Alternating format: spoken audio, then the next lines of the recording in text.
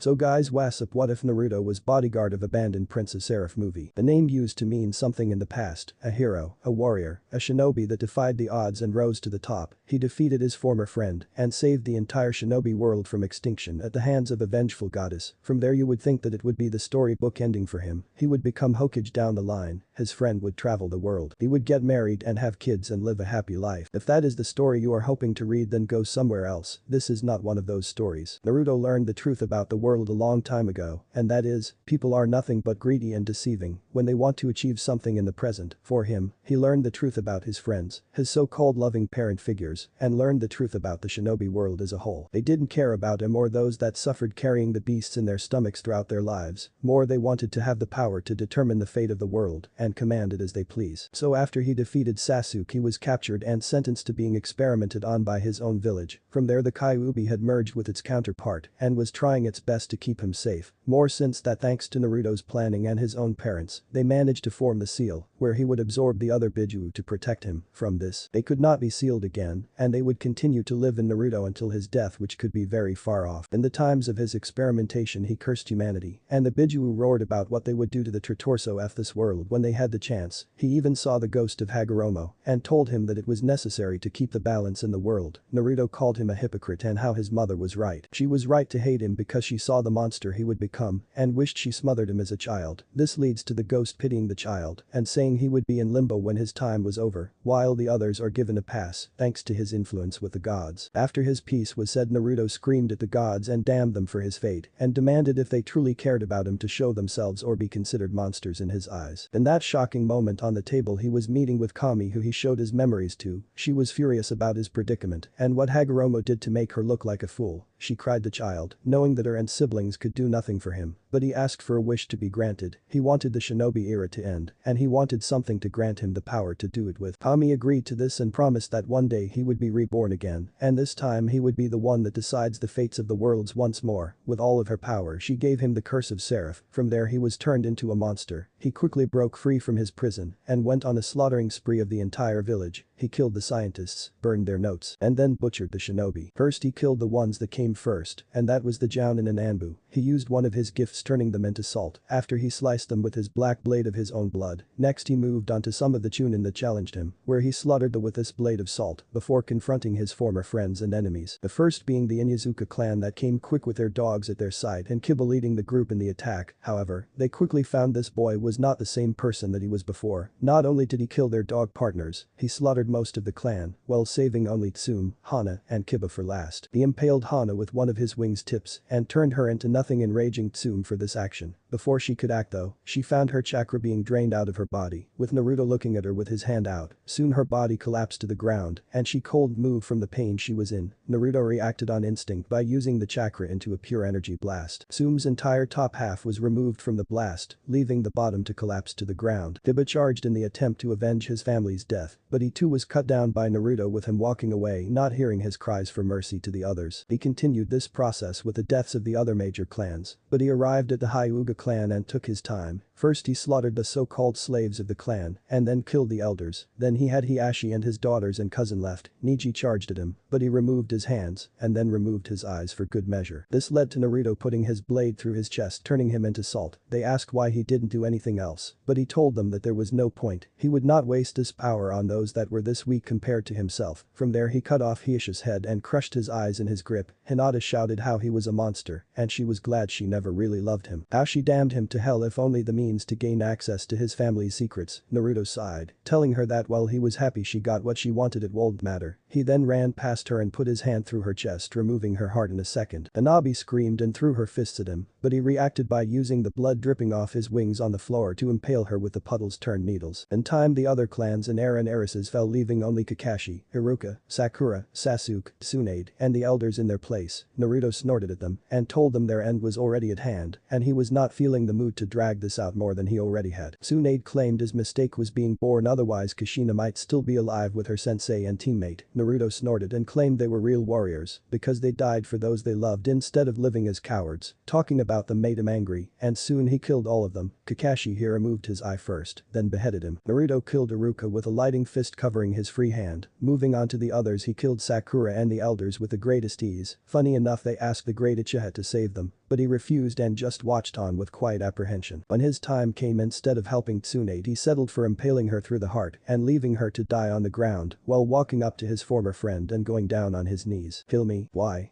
Because I must atone for my sins, and this is the only way I can. Please Naruto, let me see my family again and beg yours for forgiveness." Naruto stared down before killing him with a quick strike to the chest. "Your sins are forgiven due to you owning them. Find peace in the next life unlike everyone else." Naruto turned to Tsunade, who was struggling to stand from the pain coming from the hole in her chest. "No one will allow this to stand, Naruto. You are a monster to everyone and will be seen as so." Naruto smiled. "Good to know." Out of nowhere Naruto raised his hand to the sky, and out of it came some different looking kinds of monsters the size of building. They turned to him. "Kill everyone. Leave nothing alive in this world. The age of shinobi must die today." The beasts roared from the command and proceeded out of the village, heading out into the world to kill everyone. He turned to Tsunade and turned his sword into black blood on the ground and walked up to his former godmother. "You will pay Naruto. The gods won't allow this to continue without retribution." Naruto snorted. "It was the gods that made me what I am today. From here on out, the lives of the shinobi end, and then I will be allowed to go to Nirvana." Tsunade growled. "Nirvana is the last place you will go. Hagoromo will assure it. It was his will you suffered for the betterment of the world, and so we can find peace at long last." Naruto smiled. "Oh, don't worry, the old man will join all of you in limbo, fool." Naruto started whispering under his breath, and out of his hand came a black matter with all the colors coming from it. "With this I assure your damnation. I'll see you in the passing gate soon, Hag. Never forget, your sins are what brought me into this world." Without another warning he erased her from this world, leaving nothing behind, not even a dark outline of her there. From there Naruto sighed and waited for his pets to wipe out the rest of the world. It took several hours before finally the world was cleansed of humans. Any that were truly innocent in this world were spared, but others were tortured and killed for their sins. The Biju sighed knowing it was finally over, and they would finally give their favorite person peace, but without warning they appeared out of the seal, and appeared standing there in front of Naruto. But instead of their giant forms they were in the shapes of humans with features on their body, making them similar to their demon forms. Kurama had the biggest surprise, being a busty red hair woman with dark red eyes. "Naruto-kun." Kurama watched in sadness as her friend was smiling at them while his body was disappearing from this world. "Please Kurahime, don't cry for me, for I've accomplished my dream. Please go out and make a world of your own creation, and remember, fear nothing, for you are the one that is protected by the true gods of this universe." Naruto smiled and soon disappeared from the world, leaving nothing behind. Naruto. The demons wept for their long-gone friend, never to know if he will ever find peace in his future life. Passing of Life Gate. Standing there Naruto saw his parents waiting for him at the gate. They were ignoring the people trying to talk to them and begging Kami to let them through the gate. Naruto approached, leading to the group glaring at him and trying to attack him, but they cold move thanks to Kami and the other gods preventing them. Approaching her he bowed. "I've done it. I know, your power is the will of the Seraph. Know that if you are reborn in the world things will be different, things will change, and you will remember nothing. Are you comfortable with this?" Naruto nodded his head. "Yes, I just want to spend time with my parents and the others that cared about me now. Until that time comes, may I please pass the gate?"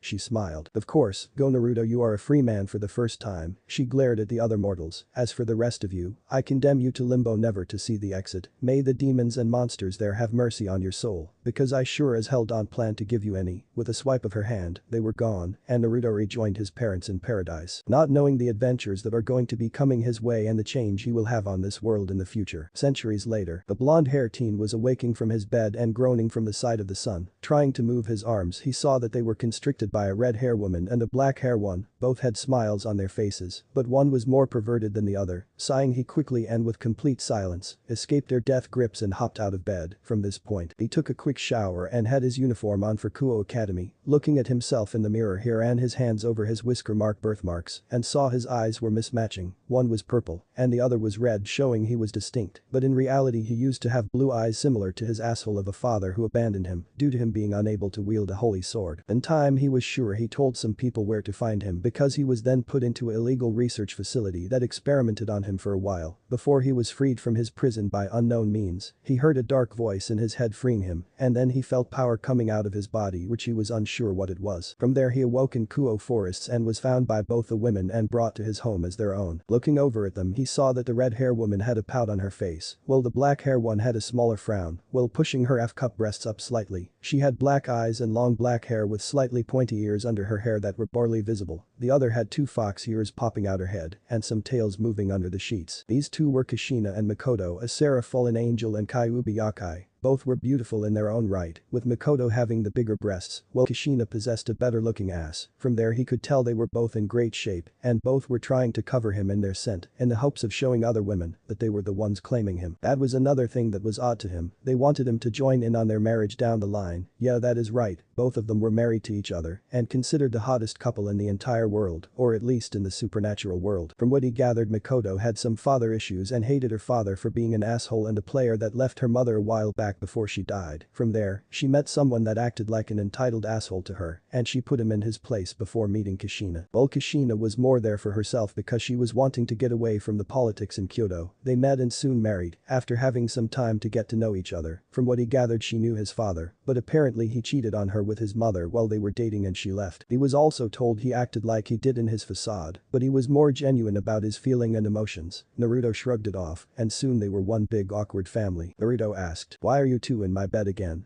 "We wanted to spend the night with you since you are so warm," Makoto smiled at Kushina's answer. "Speak for yourself. I just wanted to cuddle up to our favorite hunk," hoping he was in the mood for some taboo-like fun. She fluttered her eyes at him, and he rolled them. Early on it took him by surprise, and he flustered, but now, it was just something that she did, and he was comfortable with it, more since he knew she would not force herself on him without his consent. That was a bonus at least of being so close to her to choose when they would have sex, he guessed. "Yeah, well, I'm closer to him anyway, doesn't matter what my motives were, but honestly I have some shame unlike you, black hair pain in the ass." Makoto narrowed her eyes. "Want to say that again, you damn vermin?"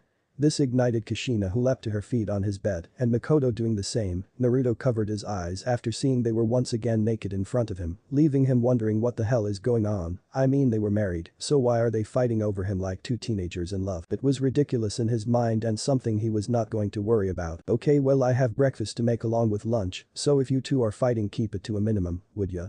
Naruto walked out of the room and felt the pressure rise from his room and sighed, knowing they were going to fight with everything and probably wreck his room for him to clean up later. Naruto made his way downstairs and cleaned up the kitchen a bit from some of the old ramen cups and some other stuff that was lying around. For some reason he even found one of Makoto's bras in the sink. He didn't bother thinking more about it and just tossed it on the couch. Naruto then put his breakfast together of a bagel with peanut butter on it before having his lunch made with some rice and some meat that he would have to warm up at the school. From there, he grabbed his bag and was out the door before hearing both of them shouting for him to come back to answer their argument. Naruto avoided the conversation and proceeded running down the street, arriving at the school a half hour early. Upon entering the campus he felt all eyes on him, since he was the odd one out in the school, more in the sense that he was a blonde teen that looked more like a rugged bad boy rather than someone that was princely, more in the sense that he knew there was another blonde he got compared to all the time and was told that he was the prince of the school. Naruto ignored this and proceeded into the main school building, hoping to reach his class without trouble or running into the school president. For some reason her and some of her friends were watching him like a hawk, and he had no idea why considering he knew what they were. Naruto had a good relationship with the goddess and ruler of Asia as a whole, Amaterasu, who told him about the devils. She explained that they were settling into the city about a year ago, and for some reason the two sisters of the mass were here with their peerages. From what he gathered, she wanted to keep Themo out, but for some reason it came down her either doing this and having them own a different city without someone to monitor them, or them there where he could watch them. His orders from her was as followed: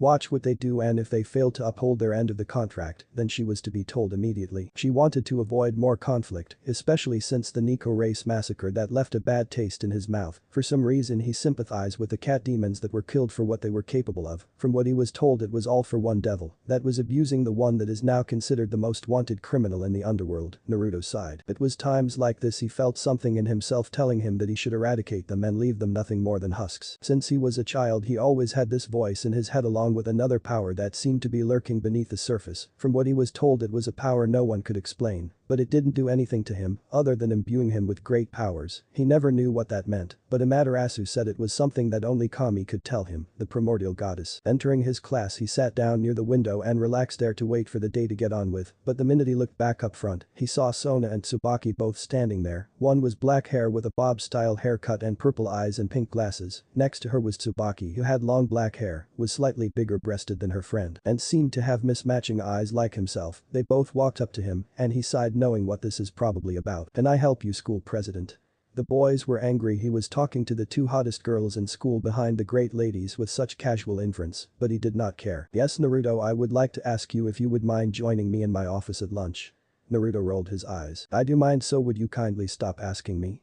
Tsubaki narrowed her eyes. If the student president wants you to attend then you should, Naruto looked at her. Well, she might be president, but I have no obligation to answer her beck and call like a dog. I'm sure you know what that is like, won't you? She was furious about the statement, but Sona coughed. Regardless Naruto, I won't stop asking until you come to my office. Naruto rolled his eyes. Then this is going to be something we are going to repeat throughout the day. Indeed, hope to see you soon Naruto. She and her second in command left the room, not before glaring at the boy once more. Naruto smirked at her, getting her to bristle some more. Out of nowhere he saw a bald-headed kid and a boy with glasses rushing him. Tell us, what is the president of the school wanting from you? Naruto raised an eyebrow. Nothing much, just wants to talk to me about something, not that I care. What does it matter to you? The shaved kid grabbed his shirt. Because two of the hottest girls are asking to talk to you and you blow them off. Most guys would cut off their arms to have such beautiful women trying to reach out to them. Naruto took his hand and removed it from his jacket before pushing him away. Yeah, well, not most guys. I've got enough trouble at home for crap like this, plus there is someone that I'm interested, but she is out of the country. Wait, who? Naruto snorted. It's none of your business now, buzz off. Naruto returned to looking out the window, wondering what was going to happen today. The door opened and entering the room he saw someone that made him drop his jaw. She was a woman with silver hair wearing a gray business suit with blue eyes and a bow in her hair. She had a big smile on her face, and she showed to be in about her 20s and was drop-dead gorgeous. Hello class, I'm your new teacher Ms. Roswas. It is a pleasure to meet all of you. Holy shit, a hot new teacher. Soon the entire room of boys started breaking out in murmurs about the hot new teacher. Naruto felt his stomach drop. There she was, the woman he met all those years ago. Flashback. Around the time that Naruto was about 13, he was there with Amaterasu to meet with a man named Odin. Next to him he had a woman with silver hair that he called his bodyguard on this excursion. From what he gathered, they wanted to talk about a potential peace treaty, that is to keep them safe from the likes of the other races due to the recent devil incident. Walking up to the silver hair woman he smiled. Hi, I'm Naruto. She smiled back. I'm Roswas. It is a pleasure to meet you, young one, he laughed. Yes, same. So what is a beautiful woman like yourself doing with Lord Odin? Should you be back there hanging out with your boyfriend or something? Roswas was blushing up a storm before muttering something, and then Naruto thought, I'm sorry, is it a girl then? Now steam was coming out of her ears and she shouted, no, it's nothing like that. Hahaha. Kid, I haven't seen her that flustered in a long while. Nice going. I really think you raised her mood up. Looking at Odin, he smiled and pat the boy on his head, even though it annoyed him. Truth is, she is known as the one Valkyrie that has no real boyfriend or male love interest in all of these centuries. But now that you brought it up, is it possible you like women, my dear? She got red to the point she looked like a ripe apple and quickly hit her boss over the head. No, him straight. Don't you dare think him into something so sinful. What's sinful about it?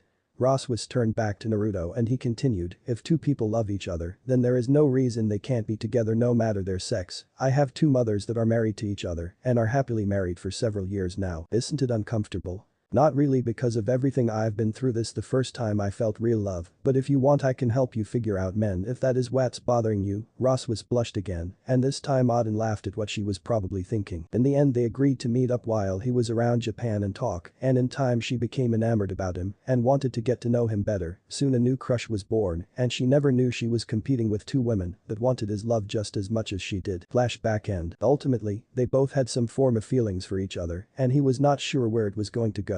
But he would worry about the details later. He was going to find out why his friend was here and what her goals being here are. An hour passed and soon he moved on to his next class, but he left Roswas a note saying they needed to talk at lunch. Time flew by for a while, and then he appeared on the roof where he then was joined by his friend. It's good to see you again, Naruto. Likewise, but I got to ask, what is the purpose of you being here?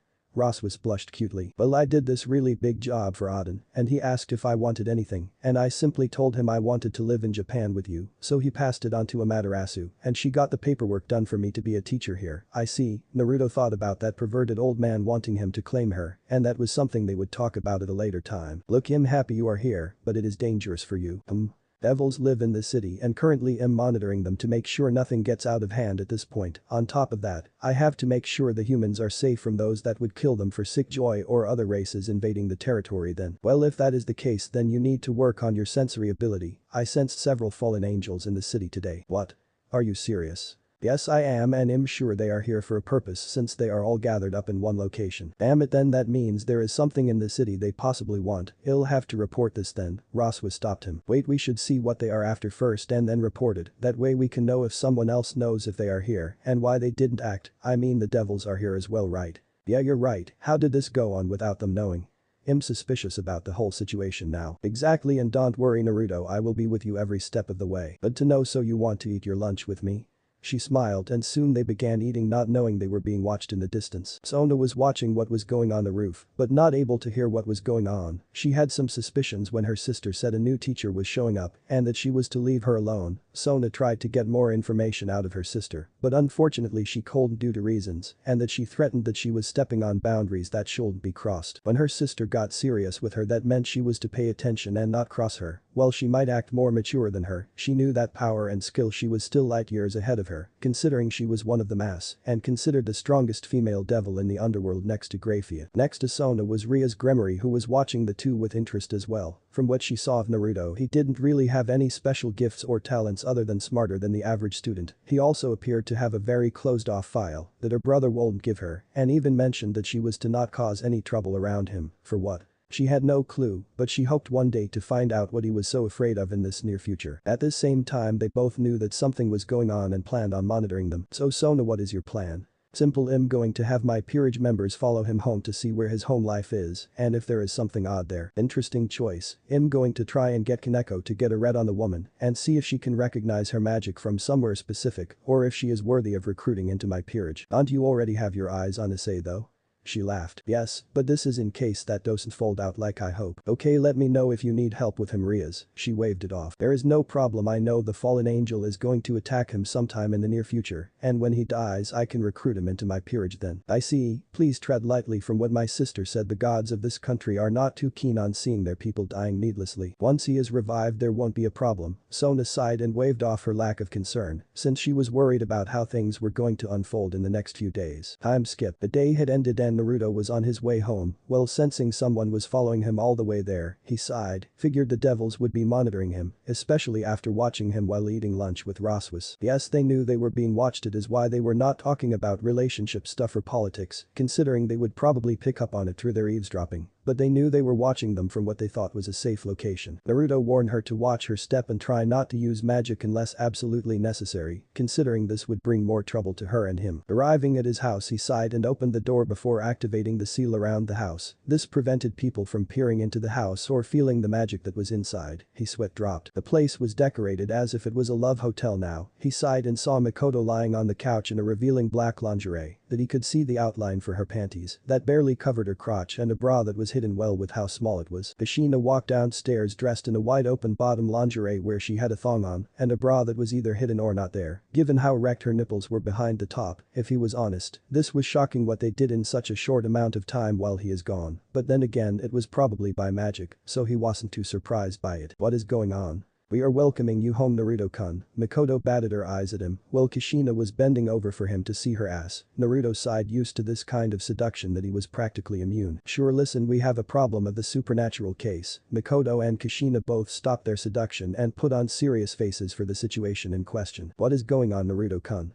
Naruto looked at Kushina. It would seem the devils are finally growing tired of my constant rejection of their advances and wants me to finally come in, but refusing once more. They are now sending their peerage members to stalk me at this point. I see, that is a problem. Is the seal up? Yes, I activated before walking into the house, but that is not the only problem we are facing. Apparently some fallen angels are here in the city gathering in one location, and we didn't know about it. I see, that is annoying considering that asshole should have better control of his people than that. Naruto nodded his head to Mikoto, knowing that she already had a low opinion of her father as a person, but knew he was a good leader in contrast, but it seemed someone was going against them and that it was irritating to her. So overall we guess they are after something in the city, but I have no idea what it could possibly be. How did you find this out today, Naruto-kun? Naruto sighed, knowing this was going to earn a heated reaction from Kushina and Mikoto. I met Roswas today in my school, and she apparently was transferred her as a reward from Aden. That Valkyrie is here. Kushina's eyes were burning with rage, and her chakra was leaking out of her body in great amounts. Seriously, we already have each other to compete with. Are you telling me we have to fight her as well? Naruto frowned at Mikoto. Now is not the time for this, the two growled but agreed. Their love rival could wait for another time. First they would deal with the devils and fallen in the city, and then face that woman. So what is the plan? I'm going to contact Amaterasu to put some pressure on the devils to back off from us, but if that doesn't work we will have to recruit Yusaka and the other leaders to our side. Okay then. On top of that, Naruto glared out the window where he knew the member of the devil peerage was. They couldn't hear them or see what they are doing at this point, but it was apparent they were trying to figure out for their king. Naruto turned to them. We need to deal with our little spy. Naruto stood up and picked up a wooden baken before heading out of the house to the devil. You can come out of the tree, fool, I know you are there. Out of the tree came a blonde-haired pretty boy who was wearing the school uniform of the school. Who are you? He smiled. Apologizes, my name is Kibayudo, sorry to bother, but I had some stuff I needed to ask you from my president at the school, and her friend Sona. Naruto narrowed his eyes more. I believe my personal life and my home life is of no interest to them, since you people can't seem to take the hint and leave me alone. I think it is time we settled our issues here. Naruto held his baken out and aimed it at him. Face me. Well, I really shouldn't. Naruto snorted at how he was thinking that he was some weak human that barely could keep up with him. He was going to prove him wrong with this one bout. Don't look down on me even if you are one of those demons that wander this world. His eyes widened at his comment, but before he could react, Naruto covered the distance between him and the blonde knight. Kiba, acting on instinct, summoned a real sword to his hand to block the strike, but he soon saw it gone. The wind was knocked out of him thanks to the strike, and he was sent flying away from the teen. Naruto growled. You devils think you're so damn special thanks to the power of your pieces in your body, but the reality is you're not. I'm stronger and faster than you by a mile, and can crush you with ease, so start taking this fight seriously, or you are going to be crushed under my skill. I have no choice then, sorry about this, Naruto-san. He summoned more swords to his side, and Naruto felt a presence in his head. Sword Rebirth, interesting, his power will serve us well, take it and devour the power in his soul for us to become even stronger. Naruto shook it off but felt something different, like the voice was trying to show him something, so going with it, he put his hand to the ground, and out of nowhere he summoned a dark sword. Kiba was shocked. This was unprecedented, and he was not sure what to make of it. I see. He paid attention to Naruto, who was examining his new blade. So this is Sword Rebirth. You can create demonic weapons at any rate, as long as you can think it up and know more about them over time. Is that it?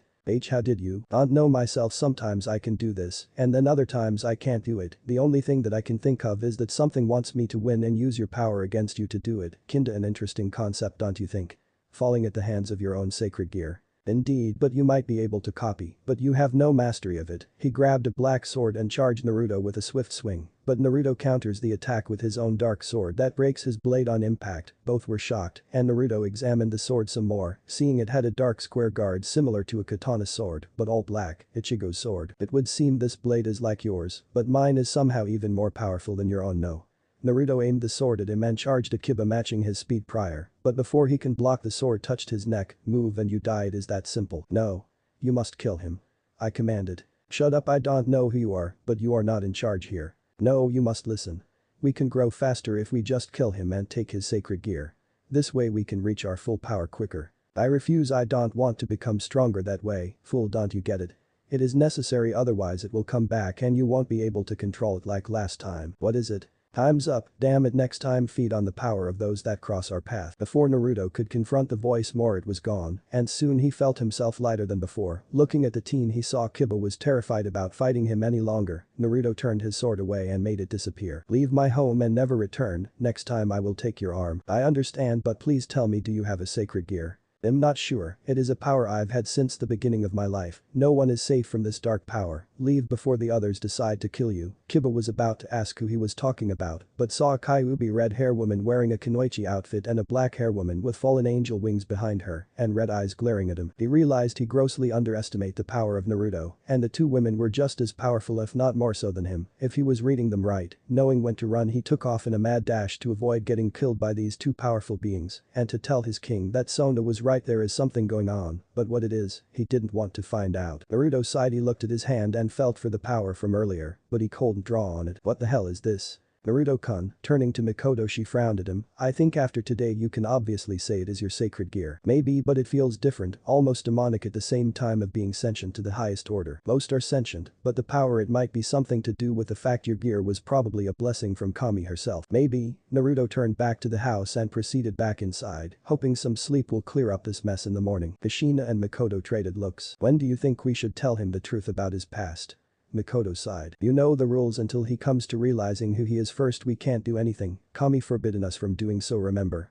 Kushina frowned, it was true considering they were reincarnations of their own kind. Funny thing about their situation is that they were the reincarnations that could remember their pasts. She knew she was Naruto's mother in a lifetime before now, but it is different now, she was born a demon instead of his mother, so their relationship was perfectly fine. Makoto was the same boat talking about her, and a few others were reincarnated into this world, but they only knew each other, and Minato was here with some others. From what she gathered, the one thing that was constant was Minato was his father, but whether he was the same kind person was obviously not. From the time she spent with him, his personality was corrupted by his time with the people of the church, and the way he threw Naruto away was also a sign he was not the same man she married. What really changed him she was not sure, but she was sure he had an idea of their past somewhere in that brain of his but is not aware. She figured if he was aware then things might change, but now that she saw what he did she didn't care. Her love for him in the previous life was gone, and she wanted to do things in this world she couldn't in their old world and wanted to make the most of it. From what Kami told them, Naruto was given a sacred gear of her own design, however there was one major drawback: to help control the curse of the Seraph, she gave the soul of a powerful monster in his sacred gear that could counter it. This creature was apparently the bonding partner of some kind of warrior while they were dead that was part of a Shinigami, but she was not 100% sure, considering she was aware of only one Shinigami in her life, but she was assured this was from a time long before their own, and after that incident, their world was erased to prevent something like that happening again. What it was she was never told, but it was really bad that she had to erase the powers of that era and force the Shinigami to never allow something like that to happen again. Back to the current problem, it was obvious that the sacred gear was starting to get restless and wanted to eat more of the powers of the world to increases its own strength. By that, it could now become a balance breaker and give Naruto the boost in power he needs to finally ascend to near godhood and suppress the curse once and for all. But even then they had to decide what was worse, the curse or the monster of unknown origin or reasoning.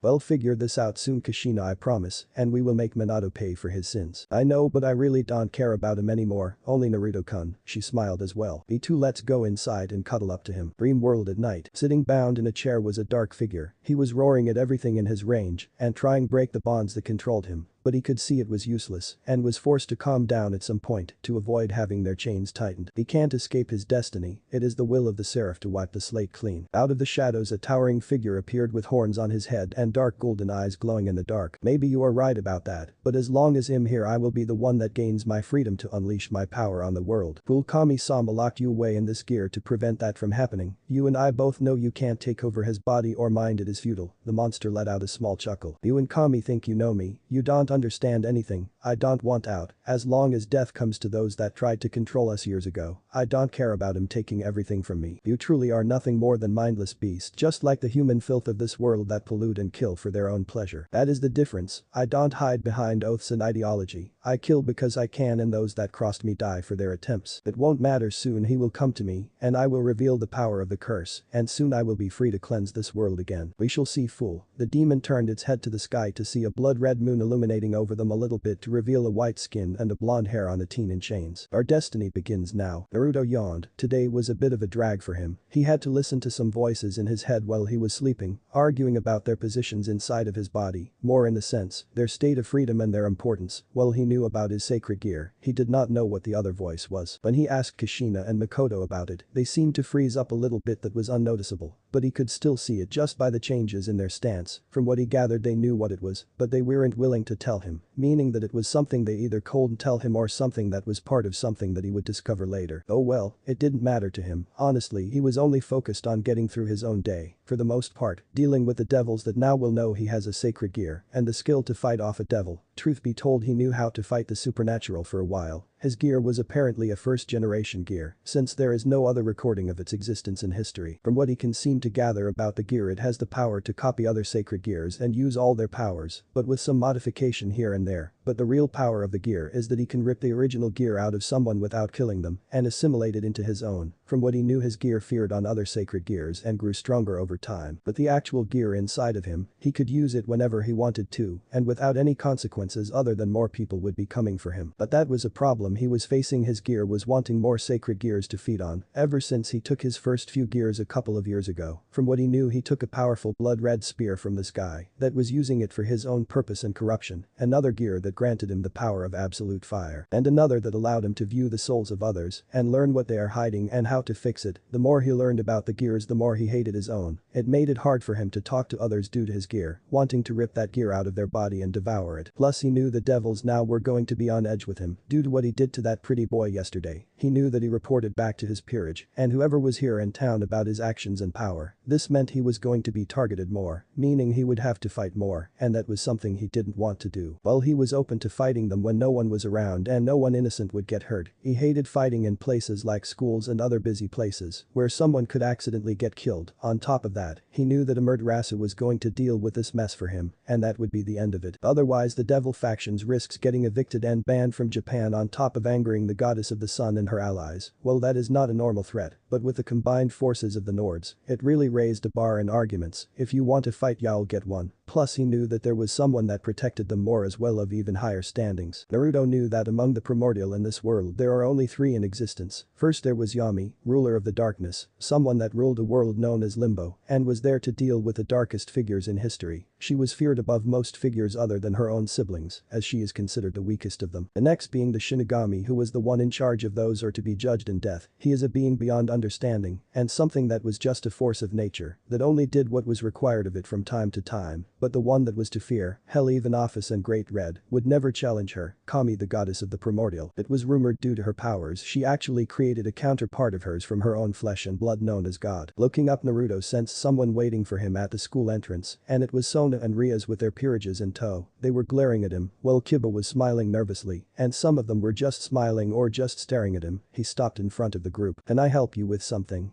Sona narrowed her eyes. "You can tell us who you work for." Naruto raised an eyebrow. "Oh really? Who says I have to tell you anything?" Ria smiled arrogantly. "Well, obviously us, since this is devil territory and we run it, meaning that anything going on here is our responsibility." Naruto snorted. "Really? Then what about the humans that are dying all over the city? What about the fallen angels that are in the city illegally? What are you doing about these situations, oh great devil leaders of Kuo?" Naruto kept his hands to his side but was ready to summon his sacred gear to his side. "You have no right to question us, human." Sona pushed her glasses up. "Why are you here? What are you doing with the Kyuubi and Seraph fallen angel?" Naruto narrowed his eyes. "That is not your responsibility, and if you ever refer to my mothers like that again, I promise y'all regret it." Sona's peerage soon gathered some magic. "How dare you talk to the president like that? Yeah, who the fuck do you think you are talking down to us? Be ready to beg for mercy, fool." Naruto wanted to laugh. Sure, in numbers this was going to be difficult due to him not knowing their powers, but he was sure he could handle them. Rias was gathering some of her pot and Sona, forming a blue summoning circle. "Answer us or face judgment." Naruto dropped his bag and summoned his sword. "Make me devil, bitch," Sona growled, and Rias gathered her magic into her hand and fired it. Naruto cut the attack in half, but saw one of the girls charging at him with her fist aiming for his face. Naruto dodged the strike before hitting her with his sword across the stomach. Due to the cut she fell to the ground in pain until another girl appeared above him. He saw she was coming down with a stomp and rolled out of the way. The road was cracked from the impact and he knew. Okay, definitely a rook. Good thing I read about those peerages while studying in the church. They are strong and durable, but their weakness is speed and magic resistance. Naruto found another sword aimed at him and blocked, having it shattered. "Didn't you learn your lesson last time?" Naruto jumped away from a bolt of lightning coming at him from above. Naruto growled. This was starting to anger him, and he wanted to unleash his power, but not with such close proximity to the school. Naruto managed to pull out his phone and type in a quick message to Mikoto and Kushina. "Devils attacking me, need backup now. Call whomever, just get here quick." Naruto put his phone away just in time to dodge another water attack. He cut down another girl that charged him recklessly, but felt something wrapping around his arm. Looking down, he saw it was a golden line coming from the blonde boy in the back, smiling smugly. "Excellent job, Saji. Thank you, President, take him down." Everyone was gathering their magic and aiming it straight at him while others were just watching from the distance. "You should have listened to me before. Now y'all be nothing more than a memory, forgotten in this world." Sona and the group aimed all their spells at him, and Naruto felt something coming through his mind. In a dark room he saw an old man floating in the air while he is strapped to a table. "You are nothing more than means to an end. With your death the world will forget what you have done, and y'all be nothing." "No, I will not fade away. Naruto screamed when the spells hitting him causing a massive explosion. That is the end of that. Ria smiled, happy they dealt with a potential threat. Sona sighed. Sad he didn't take me up on my offer of joining my peerage, but what is done, the group laughed lightly. Yeah, but at least we don't have to deal with his arrogant ass. The group agreed on that, but Saji was frowning. Why isn't my gear releasing him? Everyone turned back to the cloud and saw that Naruto was standing there, but unscarred and freed from his binding. He had his head down and was holding the tether, not allowing Saji to withdraw. He pulled on it and tried to mentally recall his gear, but it won't respond to his commands. Soon he felt something draining from his body and saw his gear appearing on Naruto's arm that was holding his gear. So this is the absorption line that I heard so much about, huh? Interesting for sure. The voice that was talking was Naruto, but they saw his blue eyes were blank when looking at them. Before they could respond, they felt a crushing presence enter, with it showing it to be Mikoto flying in the air with her wings showing she was a seraph. Kushina was next to Naruto, showing off all of her tails and ears, while the eyes had become dark red with slits. Naruto, are you okay? Looking at her, he smiled. Yeah, but they caught me good and for some reason I feel drowsy after seeing some kind of ghost old man with horns. Sleep, Naruto. She casted a sleeping spell on Naruto and his gears disappeared. He put on a tree near the entrance and turned to the teens. You know, thanks to this little stunt you put your race in a shit of trouble with the Shinto faction. Kushina growled while allowing her power to flare, forcing the kings to back up from her, while Mikoto landed on the ground with her arms across her chest. It accentuated her breasts due to her being in an almost bondage outfit that stood out more than most outfits that has been seen in this world, but the rage in her eyes was scaring them, along with the dark holy magic coming off her body in large quantities. Ria's getting her arrogance back, said. You two should be begging us for forgiveness since you are here illegally without our notice. It was lucky he survived that last attack, but it showed he was not ready for someone of our caliber. Kushina raised an eyebrow. You mean just because there was a shit ton of you and only one of him?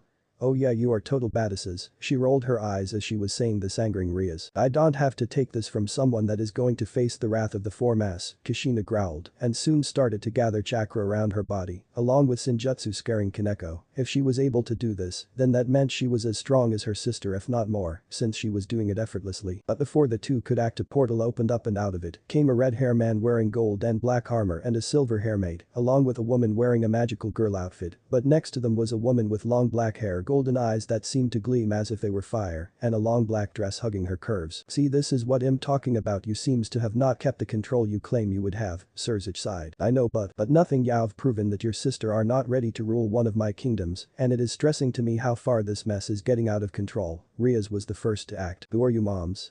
The woman growled at her. You will stay silent, brat. Next word out of your mouth could mean your death, is that clear? Rias gulped while her brother sighed. Rias, this is a murderasu and she is coming to us with a list of complaints that I didn't think were true, but it seems some of them have value from what I'm seeing. He looked at the boy resting against the tree and the Kyuubi and Seraph fallen angel, staring them down with rage filling their eyes. He saw his wife glaring back, but he motioned her to stand down in fear of causing a greater issue. Disappointed Sona. I thought out of the two of you this would be something to prove that so-called maturity you like to talk about, but you seem to have failed in this regard, being no better than Rias. Seraph shocked her sister. Never in her life has she ever treated her with such disappointment and anger. But sister, he was here illegally. No, he wasn't. Everyone turned to the goddess who was glaring at them. He was in this city before any of you ever came here. There are certain guidelines that you have to follow while living here and ruling it. She used air quotes for her the word ruling, showing she was not taking them seriously. One of the biggest rules in place was that you were to leave Naruto alone and his fellow compatriots, and you just tried to kill him. I should kill all of you, but I don't need the paperwork. But we didn't know. Really, Rias, I sent you the paper discussing the treaty we signed for you to be here. It clearly states this rule along with everything else that needs to be done. Rias blushed. She had received that paper, as did Sona, but neither of them bothered to read, just assuming they knew what their duties were. Yeah, well, other than that, what can you say we did wrong then, huh? Simple. I have reports there are fallen angels in this city illegally you should have dealt with already, and on top of that I had to be told some people are dying in the country, also because you are not doing your job and killing them. Mind explaining that? You know what, never mind, nothing you can say can justify this alongside the Nico race extinction that was done earlier, so don't bother. I want all of you gone now. Seraph panicked. Please, I know they screwed up, but please give them another chance. I promise this will not continue, the goddess growled, and risk more of my people killed. No, not going to happen. Seraph was thinking of anything that could be done until Seraph said, what if we gave you two things? One, we will hand you the devils that were responsible for the Nico massacre so you can judge them. Seraph, what do you think? My job, Seraph. Now shut up please. Amaterasu thought about it for a second before asking. What is the second thing? She bowed her head. You can place someone you trust in charge of the territory and to keep an eye on our sisters. If something happens again they can report them and we will make sure they are punished. Amaterasu really wanted to boot them out, but they were handing them the people that killed all those innocent Nikos and were also letting her pick someone she trusted to run the territory, someone she knew would be up for the job as well. Plus this would help smooth things over with the Elder Council of Yakai to make things better for them in the long run. Against my better judgment I will agree to the terms. My lady. She glared at Kushina who glared back. They had a staring contest for a few seconds before Kushina backed down, not happy about her giving in. Turning back to the group she said, I want the information about the people who are responsible for the deaths in 3 days, or this deal is null and void, and I will give the sisters the warning before calling open season on devils. Is that clear? Both nod their heads while she snapped her fingers, and out of a teleportation circle came a Yakai. But not just any Yakai, one that is considered almost godlike due to their rarity and power alone. She had long white almost silver hair flowing down her back, a red moon on her head, red whisker-like tattoos on her face, gold eyes, and wearing a white kimono that hugged her chest to the point that it showed a F-cup set of breasts with a well-firm ass. Around her shoulders were a fur line that seemed to go on endlessly, and a pair of swords at her side. Her face was blank, and she seemed to be looking on with disdain at the sight of devils that were in her presence. Then she saw Kushina and her mouth twitched slightly. Then Makoto and she slightly glared at her, but when she saw Naruto her eyes widened considerably. She quickly dashed over to him and checked him over to see if there was any damage to his body, but saw nothing wrong and sighed happily. Turning back to the goddess she bowed her head to her. Greetings Lady Amaterasu, what can I do for you? She smiled. I've just been offered an interesting deal to let these girls stay on this territory and need someone to watch over them to make sure they adhere to our laws. I trust this is not a problem for you? She snorted. Of course not, this Inu Taisho is ready for anything my lady. Amaterasu nodded her head before shooting the devils a warning look. One problem, one thing happens here and I find out y'all wish you left today, is that clear?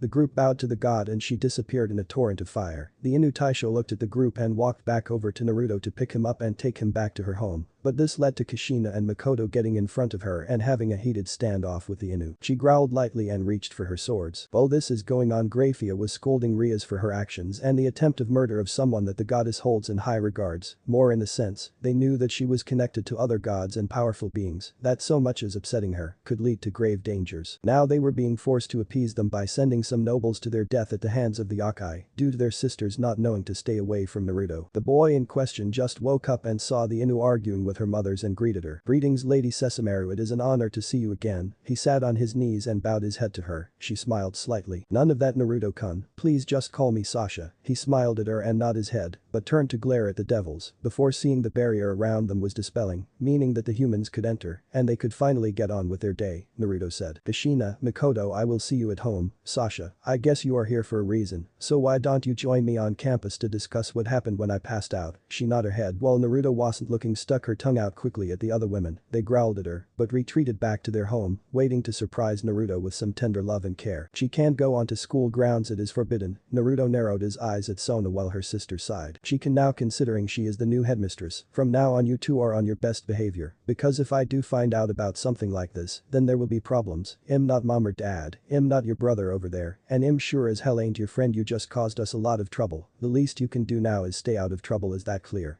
The girls bowed to her while Surzich sighed. I agree with her, Rias, one more incident and I will drag you to the underworld no matter the circumstances. I understand your situation, but don't test your luck, is that clear? She sighed and nodded her head, allowing the three devils to return to the underworld. Naruto walked past them and said, next time you try me, I won't hold back in killing all of you. Kaneko narrowed her eyes. We kicked your ass, Naruto smiled. Oh yeah, you did in this fight, but the difference was I didn't know you skills and abilities, now I do, meaning I can easily capitalize on anything I know is weak in your armor. But if you want to go around, that is fine with me, but I will aim to kill this time. Naruto summoned his sword again, and Kaneko got ready to fight if not for Sasha, going to call her this from now on, getting in between them. There will be no more fighting here unless I say so, is that clear?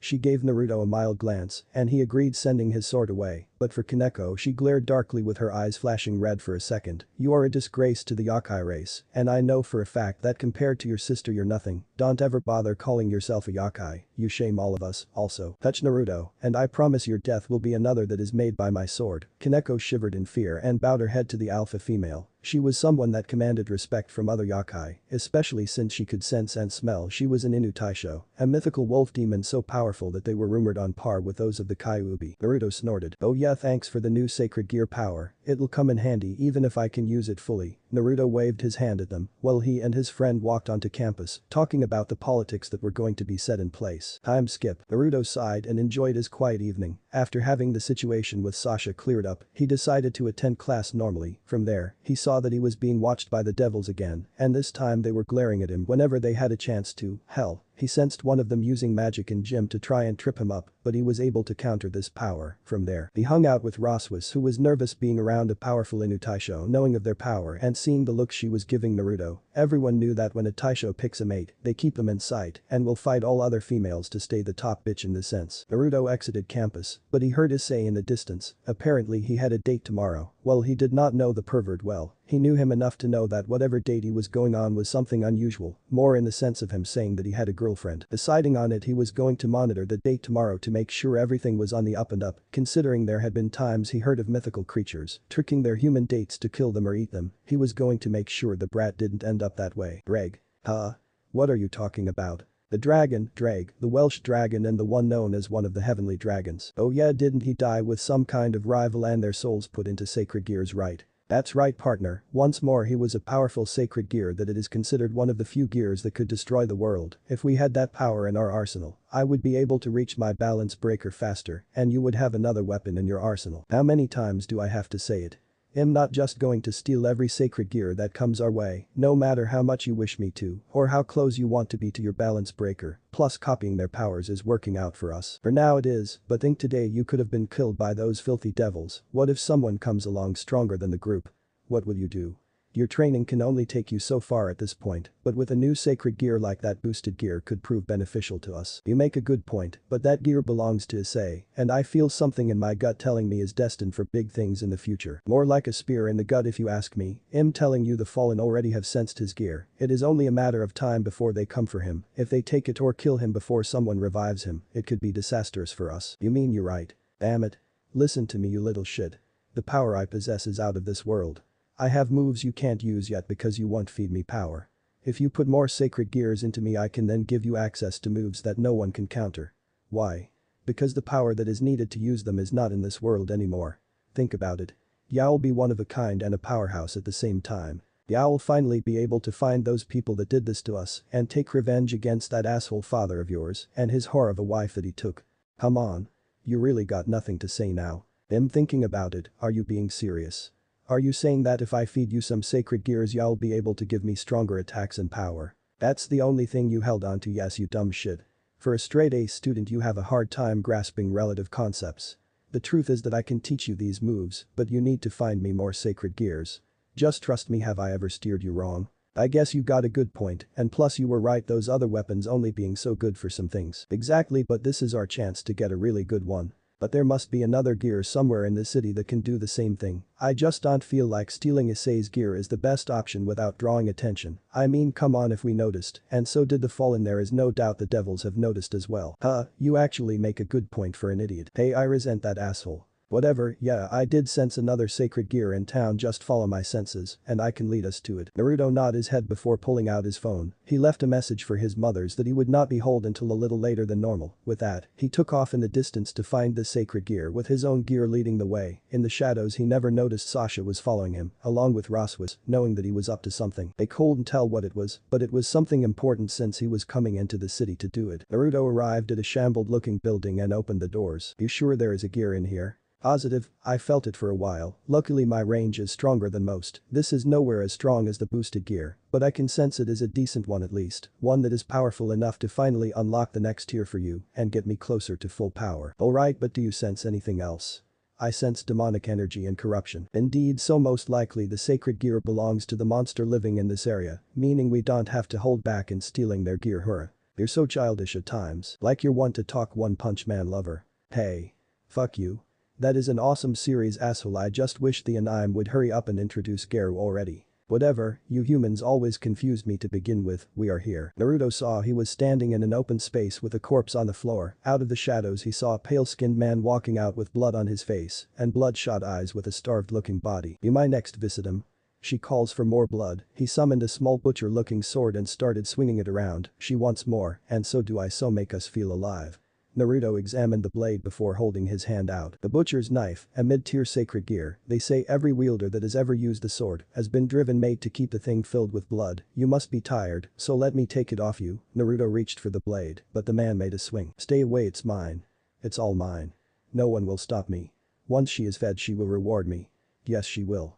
Naruto sighed. This guy was mad. The sword would never be satisfied. As soon as it ate it would want more. An endless cycle. Something he was going to break. Rushing at the fool, he slammed his fist into his stomach and used his free hand to break his wrist, letting the sword fall to the ground. Naruto then kneed him in the stomach before hitting him in the face, sending him away. He flew across the floor and landed next to the corpse. She needs more, always more. More. He stood up with a mad look in his eyes and smiled darkly, showing more of his deranged personality. He rushed at Naruto before he saw him reaching for it. No. Don't touch her, she is mine. She belongs to me. Naruto smiled. Time for your suffering to end. Naruto grabbed the handle of the sword. Ready? Yes, time to make this mine. Naruto's arm was covered in a black, red, and green aura that covered the dark sword gear, and soon it was gone. It being absorbed into the sacred gear would allow it to be purged and free from the dark curse that was put on it. No. The man attacked Naruto, throwing punches at him while trying to knock the man out for stealing his sword. You took her from me. Naruto sighed. It was the only way. Monster, freak, demon, you should have been drowned when you were born. Naruto stiffened while the man was decapitated by Sasha. She looked worried at Naruto, who had another memory. A child tied to a cross, stick surrounding the bottom of the cross. He looked on with fear and terror. Monster, demon, death to the killer of the fourth. You should have died with that whore. You should never have been born. A man leading the crowd approached the front and dropped a torch on the wood. This ignited the fire, and soon he was covered in flames and screaming his head off while the people cheered. Naruto came out of his dream seeing he was home, Kushina and Makoto nowhere to be seen. He wondered how he got there, so he quickly got out of bed, put on some sweatpants, and started walking down the stairs. Oh no. Naruto stopped and started listening to what was going on. He will find out at some point. Yeah, but when? You said he had a few flashbacks already. What happens when he finds out the truth? When it happens, that is when we will deal with it. For now let's focus our efforts in helping him every way we can. Sasha, are you okay? I mean, you were reincarnated too. True, but I think this form is cooler than my last one. Only downside is that my chest bigger than my last one. But just so you know, I haven't changed that much. At least you two look the same minus some minor alterations. Very true, and plus I think you pull the look. Thanks, doesn't mean I won't court Naruto first. Soon a small argument broke out, but Naruto started wondering, what passed? What were they talking about? Were the visions part of the reason they are concerned? What happened to him in the past? Was he seeing some kind of past that was unseen now? Naruto could only stare at his hand and think, do you know what they are talking about? You will know soon. This freaked him out. It was a different voice. Who the hell are you? I am Truth, am the only true pure being, am the one that will show you what we were destined to do. But I don't understand, you're not making any sense. Of course, but it will make sense soon. For now, enjoy my gift, I grant you the seventh trumpet. The voice died out, and soon Naruto felt something different about himself, a new surge of power, and without warning he felt his hand covered in some black aura with all the colors. What the hell? He imagined the energy gone and it disappeared. What was that thing? Naruto looked his hand over but sighed. Things were too complicated for his taste. Transylvania. Walking in the halls of a large castle was a girl with purple hair, red eyes, and long ears. She was petite and had the body of a child, but in reality she was a full-grown adult. This person was walking down the hall with a small smile on their face and with a fang popping out of her mouth. Reaching the end of the hall, she opened the doors and sighed. What a glorious scene. She walked into the room barefoot and ignoring the blood that was soaking her feet. She walked past a corpse at the table with a fork rammed into the back of their head. Cool, there is some blood left in this cup, you don't mind, do you? She poked the dead corpse before taking the blood and gulping it down. She sighed. Negative, tasty. She threw the cup across the room, hitting a corpse that was pinned to the wall with two knives through their hands. At the same time, their throat was ripped open and their stomach opened, leaving their entrails hanging out of their body. Around the room there was mutilated bodies and the entire floor was covered in blood. She stepped on the corpse of a well-dressed woman and wiped her feet on her body and saw a necklace around her neck. Oh pretty, I'll take that. When she yanked the necklace, the head snapped off the body and rolled across the floor. She put the necklace around her neck before walking through more blood before kicking the corpse off the throne and smiling. The queen of the castle, not bad. She saw the body of the old frail man that was on her throne and smiled. That fool, he dared to impose his will on her. She was a third progenitor vampire, someone whose powers outclass all around her. Sure, there was the second progenitor and a first progenitor, but they haven't been seen in a while or were rarely around. The only ones that could match her are her sister and that snooty little cousin of theirs. Honestly, she was close to killing that pompous fool. He was all bark and no bite, and in the vampire world that is dangerous thing to be because it can get your subjects killed very quickly. She sighed while hearing the door open, bringing her back to the throne room. Out of it came a blonde-haired girl wearing a white dress, her red eyes shyly watching her for any offense she might bring. "Valerie, come and you like what I did with the place?" I decided Red would bet better than that droll white that everyone seems to favor. I think it is a good change, Lady Asurumaru. Come on, you don't have to be so formal with me, just call me Asura. I can't do that, my lady. You have conquered and slaughtered my family, meaning I'm your servant. To even think of you less as sinful and warrants execution. Asura pouted for a bit and sighed. No fun, you are like the others, so stuffy. She looked at the ceiling, but sis was right about these people. You guys really had guts taking our name and trying to claim our line. I don't understand, my lady. Simple, you guys were a servant branch to our own, so when we disappeared for a few years your family decided to claim they were Teeps and rule the vampires, but now that we are back we can purge those that dare to stand against us and at the same time make the world a better place. Isn't that great, Valerie? She hugged the poor girl who was a stuttering mess and turning dark red in front of her. She broke the hug and started sliding across the bloody floor and smiling and spinning. You know, this is the most fun I had in a while. There was this one time I found this small group of churchgoers and they were all running and screaming about a monster in the basement. I was getting so annoyed with them that I chopped them into little pieces before having the last one tell me what was going on. He told me about a child they were sold and that he had some kind of tremendous power, so I decided to check it out and lo and behold I found someone that incredible powers.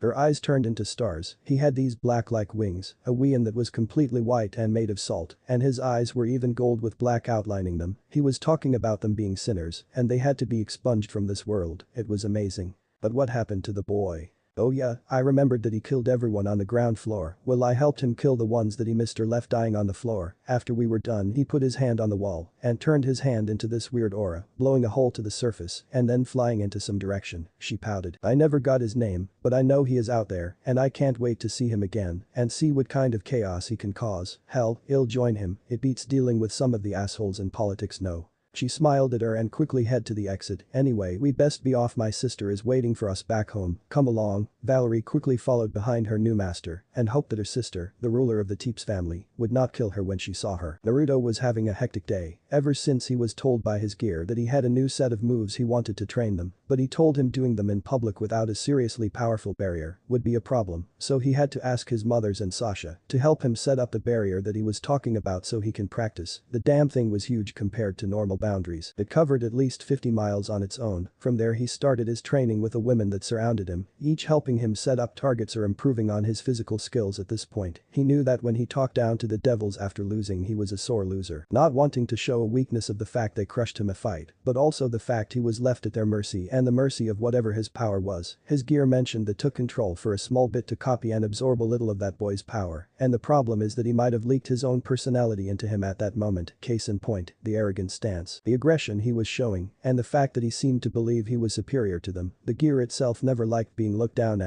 and thus left him with a bitter taste in his mouth whenever someone did. So starting today he was dodging holy spears being flung plenty by Makoto, Kushina throwing chakra-based fireballs and water dragons at him, and Sasha chasing him down with her speed and power. His goal for this exercise was to either block the strikes or dodge for 10 minutes. After that, he was to attack them, and this would lead to him aiming for them. Due to them all having a powerful healing ability and the barrier being designed to fix all the damages done to them physically other than death made this a safe environment to fight in. It was only thanks to Sasha having access to her family's vault of powerful spells and barriers they were able to do this. But back to the practice, Naruto had his black sword and thus was fighting on the defense. He knew the penalty for getting hit was a lot more drastic than if the girls got hit. For him, he would have to owe them a favor they could cash in whenever they wanted shortly, as long as it didn't cross any personal boundaries. Naruto blocked Sasha's sword slash before jumping away from her and avoiding a holy spear nearly impaling through his chest. Looking up he smiled. Best you got. Naruto's eyes started to glow slightly turning gold with them also having some black outline. His posture was becoming more relaxed and he was also beginning to hold his sword tighter ready for someone to strike him. Not even close. Naruto-kun, look behind you. He quickly leaped into the air and saw that she was pointing to nothing. Shit. They tricked me. Naruto looked at her, and when she summoned a dark purple holy spear and flung it at him, Naruto held his hand out. It then was covered in a green aura before he fired a quick burst of energy. The small ball of light traveled faster than the eye could keep up and shattered the spear before heading to Mikoto. She flew out of range of the attack before dashing at him. She summoned another spear and brought it down on his sword, accelerating his fall to the ground. Naruto put some of the energy that he learned was called spirit energy into his feet, and when hitting the ground only saw the ground crack. Looking up he saw Mikoto in front of him again, and she swung her spear sideways aiming for his chest. Naruto brought his sword up and blocked the attack before putting his hand and sending her flying backward with pure spirit energy. I know this has some kind of specific name in the anime and manga, but it really is just spirit energy. Don't forget us, Naruto-kun. His eyes widened but blocked with his sword behind his head and stopped Sasha from slashing him. My enemies are not going to give me a warning, don't do the same. Fair enough. Sasha stepped back before Naruto had to dash away from another attack, this time from Kushina, who had her chakra running again and this time was surrounded by a massive water dragon. It was releasing vast torrents of water from its jaw, firing it as if it was a dragon and its flamethrower. He quickly leaped, sprinted faster, or moved around the attacks. He knew that at this rate he might make the time limit, but Naruto really was only defense at this time, so he was not sure how this would go in an actual combat situation. Jumping in the air again, he put one of his fingers out and aimed it at the group below him. He summoned a dark green orb and said, "Zero." The attack erupted from his fingertip before making a dash at the people below him. When the attack hit, it exploded, covering the entire clearing in dust and leaving a crater behind. Naruto closed his eyes and concentrated in sensing the group out. He knew they dodged, they were too good for something like that to work. We weren't supposed to attack Naruto-kun. Naruto's eyes shot open and turned to see Sasha standing there with a frown on her face. Not cool, Naruto smiled. Yeah, well, I got excited and decided to go for something. Plus no one is always fighting defensive or offense. I just thought I'd throw my own spin in this training session. I see then. Before he could react, she slammed her fist into his stomach, sending him to the ground. Keep in mind, I don't always have to use my sword to fight my opponent. She landed on the ground and huffed. Please follow the rules from now on. Naruto got out of the crater and thought, damn, you got the first blow on me. True, but that won't be the last. The two stared each other down, but then there was a ding. Mikoto flew up to them and sighed. This round is over, why don't we take a small break for a while? Okay, cool with me. Sure. Naruto sat on the ground while catching his breath back and letting his spirit disappear back into his mind. His body started growing lighter and his eyes were back to being blue. So, Naruto-kun, I've meant to ask about that change. What about it, Sasha-chan? Well, is that the spirit taking control of your body or something? No, not really, more in the sense I'm actually using a minimal amount of his power. Well, I think I can use more that would leave me blinded by the power, and soon I will lose control, and he will have free reign until he comes off his high. I see, so then the day at the school. Yep, that was the first time it came out, but it is only becoming more evident thanks to me feeding it another sacred gear. Kushina's ears perked up. What gear was it? Naruto held his hand out while taking a seat on the ground. In his hand came the decapitator's butcher knife, but only about the size of a regular sword in this case. Fubikurabacho, the sword of the demon. Naruto looked at her odd. How did you know the name of the sword? I had to ask Sasha on a book of known sacred gear swords. I just knew the wielder before the blade fell into someone else's unworthy hands. I see, who was it? Kushina frowned, wondering if this would affect his memories and how badly it will, plus she knew her son was going to spy on some fallen angel stalking this human, so she didn't want him distracted. Sorry, Naruto, his name escapes me at the moment. When I remember I will tell you, okay?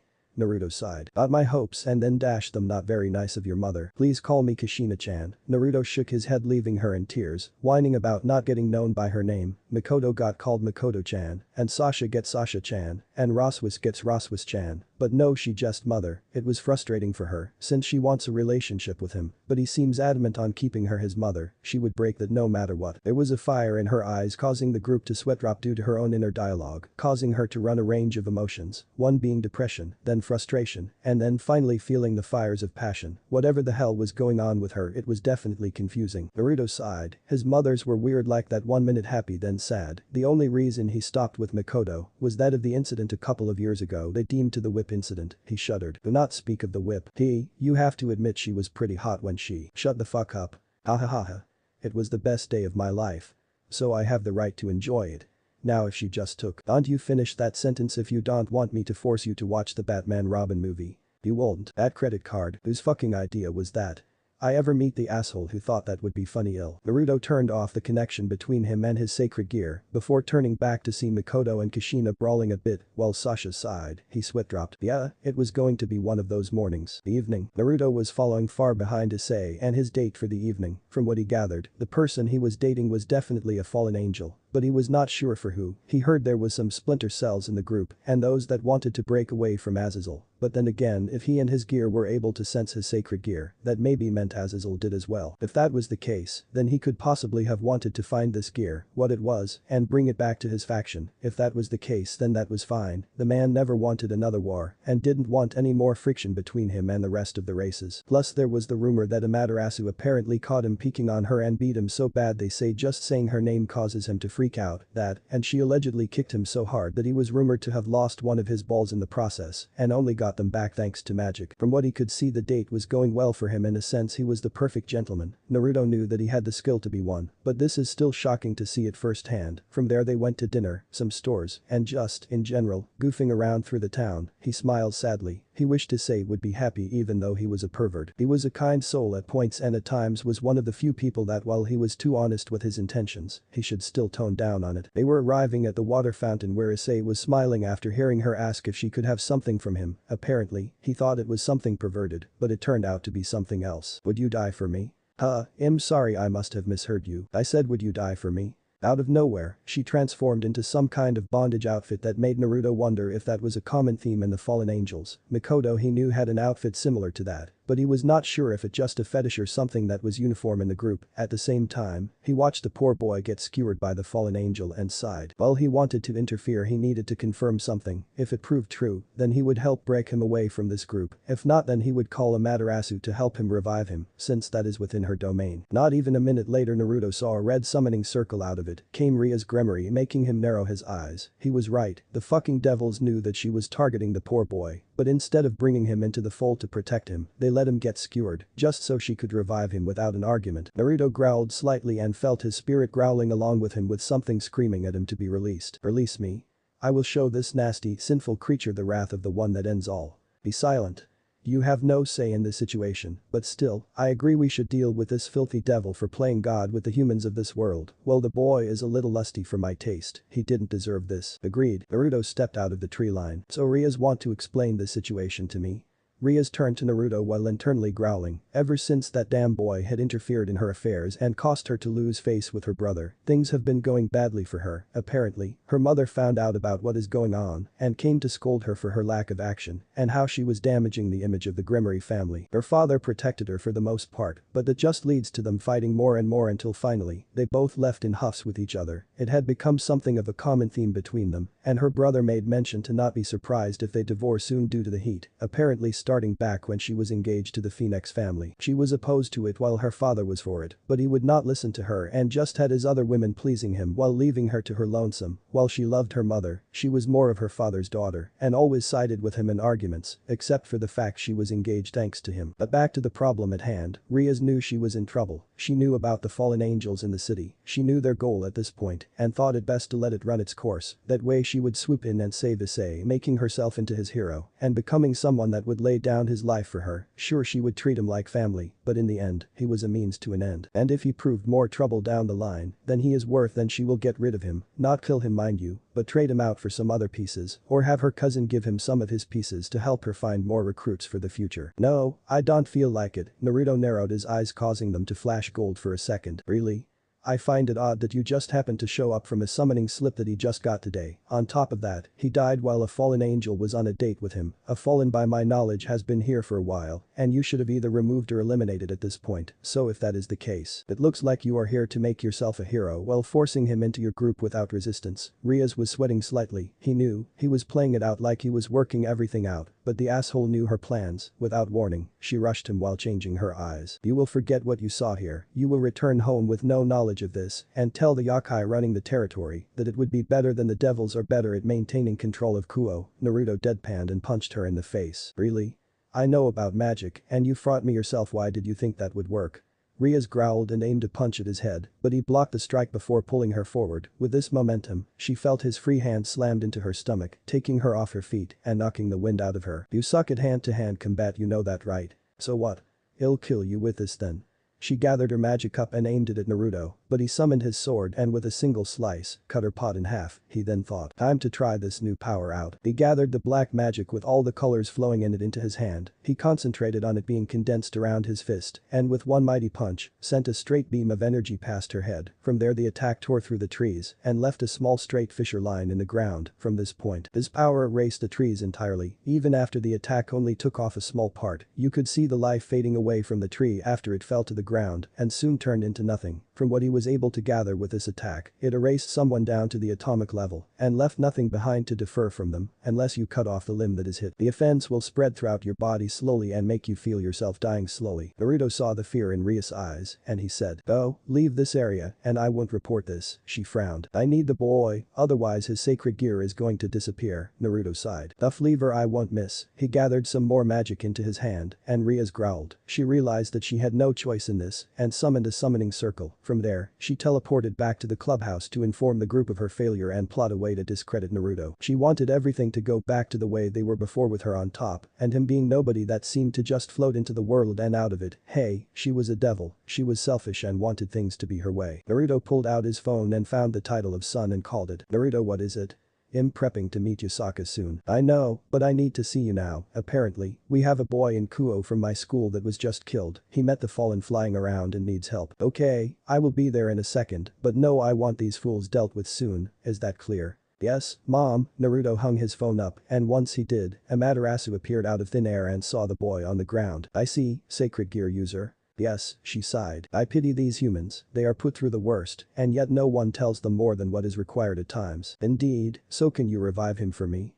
She smiled slightly. "Yes, no child deserves to have his life snuffed out like this, but do remember this is the only time I can do this for him, one time, that is all he gets, any more times, and then he is dead for good." "Understood, my lady." She stepped next to the corpse and with a small ball of fire in her hand, she threw it into his open hole. His body was covered in the F and soon he was fully healed and the blood was gone. "There, the boy should be fine, take him home, will you?" "Will do, my lady." Amaterasu saw him pick the boy up and said, "Listen, I need a favor from you." "What is it?" "Well, it is more a request from another pantheon and they are demanding outside help, but I will meet you at your house to explain after you are done." "Okay, see you there." Naruto gathered some spirit energy around his body and flew into the sky and left the goddess to her own thoughts. Upon arriving at the house, Naruto knocked on the door, explaining he found Issei knocked out at the park. Naturally, his parents were worried about him, but he managed to assure them he ran his assailant off and he was safe. He might not wake up for the rest of the night, so it would be better than he just stays in bed, so both of them took him inside. Well, thanking Naruto for being there to help their son, Naruto waited until he was sure he was inside safely and placed a barrier around the house to alert him if something is wrong, and it was tied to his own home. That way if he was out of town then they could take care of the problem for him and trade. He flew back to his house and managed to make it inside to see all of the women in his life at this point sitting there. Kushina and Makoto had stern looks on their face, Sasha looked neutral, and Roswis looked slightly uncomfortable with the atmosphere of the room. The goddess saw him enter. "But the boy is home safely?"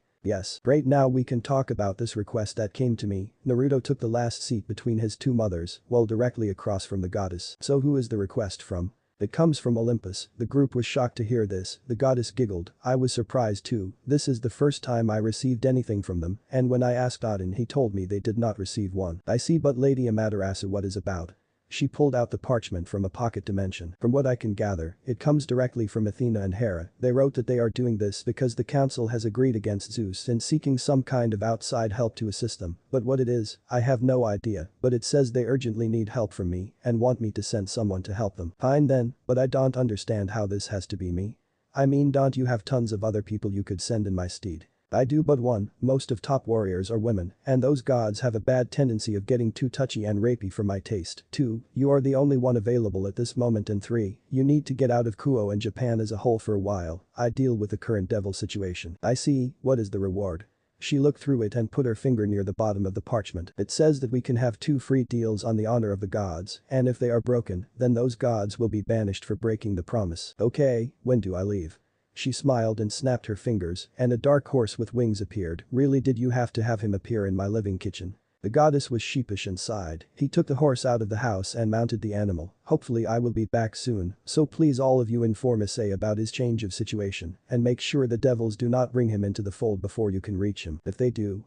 Naruto sighed. Then get him to listen to you for more than 5 minutes and make sure to keep his attention. From there, just tell him everything he needs to know about this world and his new life. Naruto and the horse flew into the sky, leaving the women unaware of what was going on in the Haidu house. Inside of the house was Rias with her friend Sona, who managed to bypass the seal that was placed around the house. She had put 4 pawn pieces into him, due to him being alive and costing less, even with a powerful sacred gear. Rias felt triumphant in having added a say to her peerage and getting one over the human. But Sona was not happy about the situation and knew the consequences of their actions. She was no fool, she acted rash and trying to demand answers from Naruto and who he worked for, more in a sense, her pride got in the way, and without knowing it, she was consumed with rage at his denial of answering. After her sister tore into her and her parents coming to do the same thing, she realized she failed to uphold her family name and honor, more in a sense. She is not portraying herself as someone that thought all of her actions first and weighed them against each other before making a rash decision. She was ashamed, and now it was only getting worse due to her friend asking her to help her with this. Once she noticed the seal and bypassed it, but now knew the minute say showed up on campus a devil, and the leader of the yokai found out. And she knew she would be told by Naruto what is going on, there was going to be hell to pay. She hoped this won't reflect poorly on her in the future. That is that. You know Rias, this is going to end badly for us.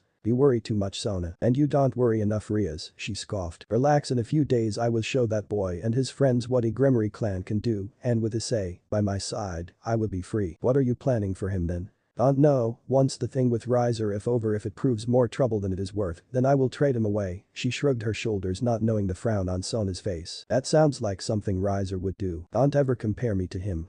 I'm better than him because I want to have people help me with my problems. Then you will cast them away if they prove too much for you to handle. Is that how you are going to handle Gasper then?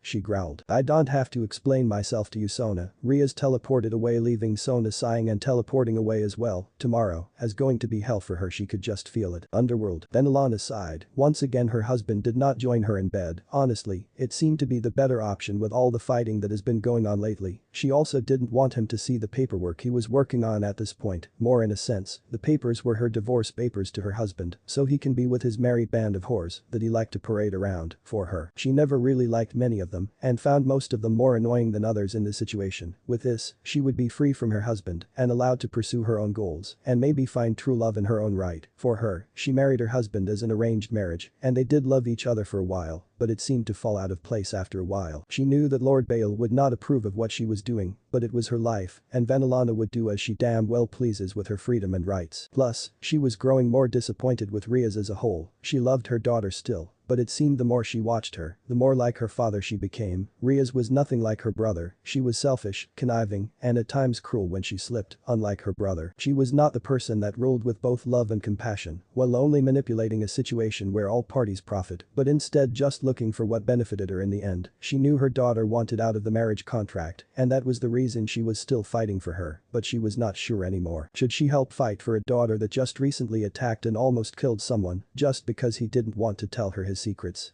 Someone that tried to piss off the Shinto faction and even left humans and others to die at the hands of strays and other holy people that claim their divine right in this world. No, she shouldn't fight for her due to this, but at the same time, it is her daughter, so she had the mother's hope that she would be better in time. Sadly, that just doesn't seem to be the case, and she wondered where she went wrong as a mother. Taking off her dress and lying in her bed, she dreamed of a life with her, a man that loved him without conditions, and maybe a couple more children at her side with them. It was a dream she had since she was very young, but there was no telling when this was going to happen or if it would happen, but she held on to it as the only thing in this world that has some semblance of hope for her. Pennsylvania. Sitting in a golden throne room was a pink-haired girl with a black gothic lolicon dress and some black boot. Her eyes were red with slits and she had a small black bat-like creature on her shoulder. She was sitting on her throne in pure boredom and looking down at the girl before her. The girl that her sister brought her and claimed she was better to them alive than dead and someone that could possibly be of great value due to her knowledge of another like herself that has a powerful weapon at his disposal. Standing next to the pink-haired girl was a blonde-haired girl with red eyes with slits and wearing a white dress that looked very loose fit. She had her hair in twin pigtails and has a rapier at her side to show her weapon of choice in combat. These two, along with Asura who was standing on the other side of the throne with a smile on her face, were Krull and Mina Teeps, the rightful rulers of vampires and considered the strongest of their kind. Krull was the oldest of the three of them, with Mina being the second oldest. Both were direct descendants of the great vampire Vlad Teeps and considered the strongest next to the first and second progenitors. Krull was looking at the girl with boredom in her eyes while looking slightly at her youngest sibling. Are you sure she has that particular sacred gear? Yes, I know for a fact she has it, considering they put her in some kind of power to manipulate her to do their bidding. From what I gathered they've been doing this to her for years, while another boy similar to her has an incredible power of his own. Is this true, child?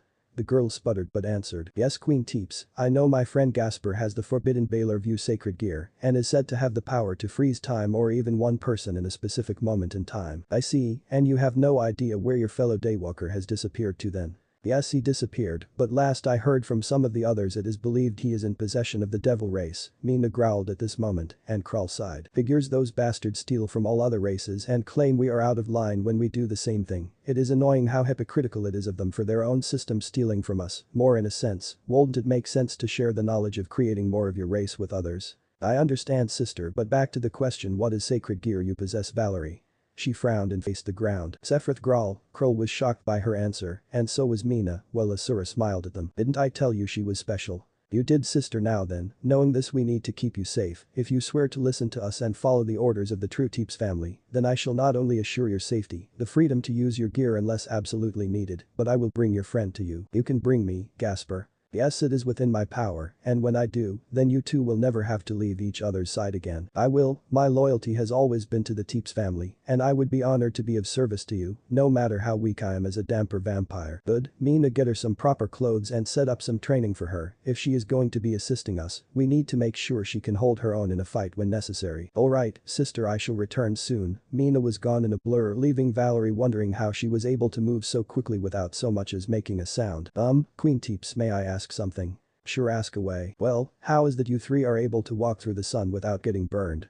She smiled. That is because unlike most vampires that are nothing more than parasites, we are the pinnacle of evolution. Not only do we retain more power and magic than those that consider themselves true vampires, but we also have immunity to the sun and resistance to magical and holy weapons. She flared her aura, and soon Valerie saw darkness and death all around her. Krull was covered in a pink aura with her eyes glowing menace and scaring her so bad that she was not sure if she could hold out much longer. Imagine this kind of power. Do you wish for this kind of strength? I do, but I can't achieve it due to my birth. That is not a problem for us. Krull cut her own wrist and let herself bleed all over the floor. Before having a cup appear in her hand, she walked up to her while filling it with her blood. In a time after the cup was full, she saw her wrist healing up instantly. Drink this. But if I drink your blood, that would mark me as a traitor of the race. No, it won't come with this. Your human blood will be purged, and you shall finally become a true vampire. But not just any vampire. You'll belong to me, making you a powerful servant that will have everything that she can ever desire. The only thing that is required is your loyalty. Isn't that a great deal for you? Valerie thought about it. While she didn't hate her human parent, she wished for the power to make sure those she loved never got hurt again, thinking of how weak she was to Gasper and all the suffering his memory probably had on him for all these years weighed on him. But in front of her, she has a chance to not only have the power to save her friend, but bring him back to her side. And maybe they could be able to play together like they when they were kids. Taking the cup, she quickly gulped down the blood, but after finishing, she dropped the cup and screamed in pain. It felt like fire was being poured into her veins, and she was just felt her body being torn apart again and again, every time in an endless cycle. She could not stop the feeling. It was only getting worse for her, and she wanted it to end soon. But in time the room saw her power explode, releasing a powerful white and blue aura that seemed to flow off her in waves. Krull smirked, and Asura smiled while Mina, who had returned, was neutral. When the show ended, they saw Valerie sit up on her knees while seeing the difference. She was slightly paler than before, her eyes had become slits, and it seemed her magic had increased tenfold. Welcome to the family, Valerie, the girl smiled, and in the dark, you could only see 4 pairs of glowing red eyes, while Valerie whispered, hang on Gasper, I'm coming for you soon. So let me get this straight, Sona, you are telling me my sister, the same one that nearly killed Naruto a while back, just went behind his back. Not only that she recruited a human boy that had a sacred gear, and he saved, from there reincarnated him, while bypassing the seal around the house, to not alert anyone in the house that he was living and that it happened. Is that about right? Seraph was frowning while looking at Sona, who had summoned her and Seraph, and hoped to explain the current situation. If this was true, then her sister just put them in a dangerous place, due to the fact that now she was going to need to do something to fix the issue at hand. Yes, Lord Lucifer and Lady Leviathan, I was pretty much forced to help her, and afterwards she spoke ill of her new peerage member. I see. Seraph rubbed his hand through his hair. Sister, I want you to tell Riaz that she has crossed a line, and that if she continues to test us, there will be nothing to stop me from removing her from the city. I will, sister, but what about Issei? Seraph sighed. I will tell the leading yokai what has happened in this current situation. Hopefully we can keep this internal and avoid further problems from an already furious goddess. Seraph knew for all of his boasting and the power he possessed that anyone that challenged a god was good as dead due to the immense power they have, and plus there was rules you don't cross. Especially since trying to kill a god, especially a Shinto one, is considered the ultimate form of treason since they were connected to the primordial beings, meaning they die, then they come for you and your faction and wipe you off the face of existence while reviving the god or goddess. Very well, Lord Lucifer, please inform them that I'm deeply sorry for my part in this mess and I never meant to cross them. I was unaware until we started that she was trying to stick it to Naruto, as she put it. Okay, you may go, Sona. She left the office to attend classes while he was sitting in the school president's seat, sighing for everything going on at this point, more in the sense. How the hell was he going to smooth this over with the other faction?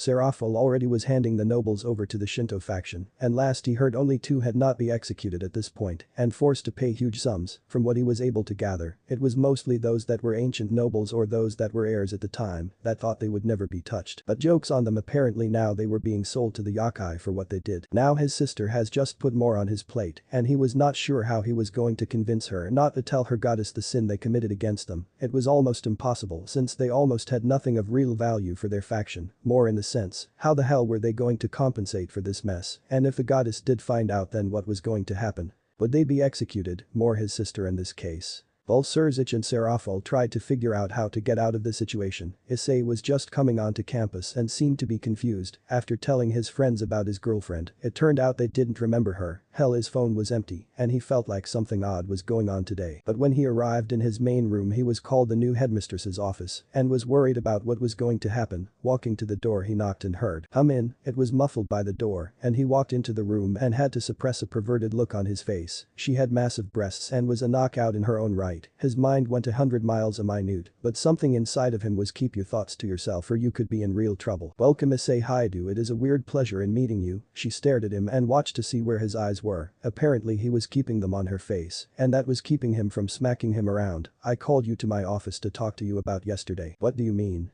Do you remember dying yesterday? Issei freaked out. Wait, you meant that was not a dream? Sasha sighed. Yes, and it would seem someone has gotten to you after you were revived and brought you back as a devil. Hey, you mean a demon? No, demons are those that can come from any of the factions, where a devil is something related to the Satan faction that has tremendous power. For example, you know the Bible, correct? Yeah, but I was not a big church person, sorry, she smiled slightly. That is fine, the most you need to understand is that the devils exist, and so do other supernatural creatures. For example, Imma Inu Taisho. She released her tail showing him her dog-like feature. This caused him to freak out slightly, but after putting it away and casting a calming spell, she continued. Issei, I need you to recall everything you remember. Well, it is a little fuzzy, but okay. I remember having a date with Yuma. Then she turned into some kind of woman wearing some kinky stuff. I got to see her bare breasts. He gained a perverted look on his face, but seeing her serious look, he wiped it off. Yeah, after that she stabbed me with some kind of pink spear, and I remember lying in a pool of my own blood, wishing I could see that girl with red hair again. Then I remember feeling lighter and waking up in my bed, while having heard voices during my sleep talk about me or to me. I see, well then I guess I can fill in the gaps for you. First you were revived by the goddess of the Shinto faction Amaterasu, and you then were brought home by a friend of mine. Not too long after that I can guess the devil circumvented the seal on your house to alert us if they come for you, and thus forced you to become a devil. Wait, so I'm stuck like this? He started freaking out, but she put a hand on his shoulder. Don't worry, we are looking into methods of reversing the process of the peerage set. That is the method they used to revive you as a chess piece of their own and making you closer to what you want to be. Unfortunately, it is better you are fully aware of everything going on around you, more in the sense. Now you know about the supernatural factions and can learn more about why you were targeted. Okay, so yeah, can you tell me why? I mean, did I do something to offend her or something? No, you possess what we call a sacred gear, a powerful artifact of great power and strength, and many consider them tools of destruction, and those that can lead the next generation. The big thing is though, from what I've been able to gather, your gear seems to have wiped out anything to do with magic, so you won't be able to use it unless it is really basic. I see, so basically I can use this powerful tool at my beck and call. He was imagining him doing heroic things and getting many girls to follow him, making him giggle like a giddy pervert, but Sasha poked his thought bubble before smacking him on the head. Umbus, you have to realize the situation you are currently in. What you mean? She sighed. Right now you are a devil's servant, meaning a slave in all but name, they say servant, but the truth is you're someone's chess piece they can throw away at any time. Oh, he deflated at this, but she pat him on the head. But the good news is that you are on my turf, meaning I can protect you, plus the devils and I have some problems, and knowing them they are trying to think of a way to either appease me or to keep this from me, don't worry about that, but back to the point, the fact you have a sacred gear in you makes you a target to anyone around you. Since the fallen no doubt know you are alive again, they are going to come and try to kill you again, along with having someone monitoring you from the devil faction you're in great danger either way. But then what do I do? Simple, I have a place for you to stay at while this whole mess is dealt with, but I have one small request if you will hear me out. Sure, it's simple, I want you to train and find out what your gear is, while also avoiding the devils until I say otherwise. I don't want more trouble than already is going on at this point, is that clear? I mean I owe you, instead of leaving me in the dark and letting me get caught up in a stupid way you were straight with me, and the person that saved my life, can I know who they were, so I can thank them? She smiled. What do you know, the pervert had a good heart after all. Naruto, he saved your life. He smiled, he knew the guy. Nice when you get to know him, but he usually didn't spread himself into social circles. Now then we are going to talk about some changes in routine, along with moving you into this new home away from prying eyes. She smiled, giving him a shiver down the spine. He knew this was going to be a fun but dangerous experience. Olympus. The Pegasus finally landed in Olympus after flying him to the heavens. From what he was able to gather, the horse was directed to bring him straight there, but from who he was not sure. It could have been almost anyone at this point who wanted him in this domain. He was hesitant to fly up there, but he trusted the horse would not try to send him straight to hell at this point. Arriving on the mountain, he saw a beautiful woman was awaiting him upon arrival. She had long brown hair, dark amber eyes, an amazing body that would make even the greatest perverts bow before her to be treated like a slave by her. More in the sense, she had at least teacup breasts that seemed to defy gravity and almost seemed to just buoyant from what he could see. She was amazing in figure and stature, while also having a slight tan complexion. She was curvy in all the right places that if he compared to her most of the women he had seen in his time, she was the most beautiful. Giggles brought him out of his trance and back to reality, realizing what he just did, so he bowed. Forgive me for acting unbecoming in my position. Hera, Naruto was shocked. Really, your hair, I would have thought you Aphrodite for how beautiful you are. She smiled and laughed at the comment. Thank you, young man. Well, I'm not happy you thought I was that slut, but still nice to be appreciated. Now if only my husband was like that. If I can speak freely.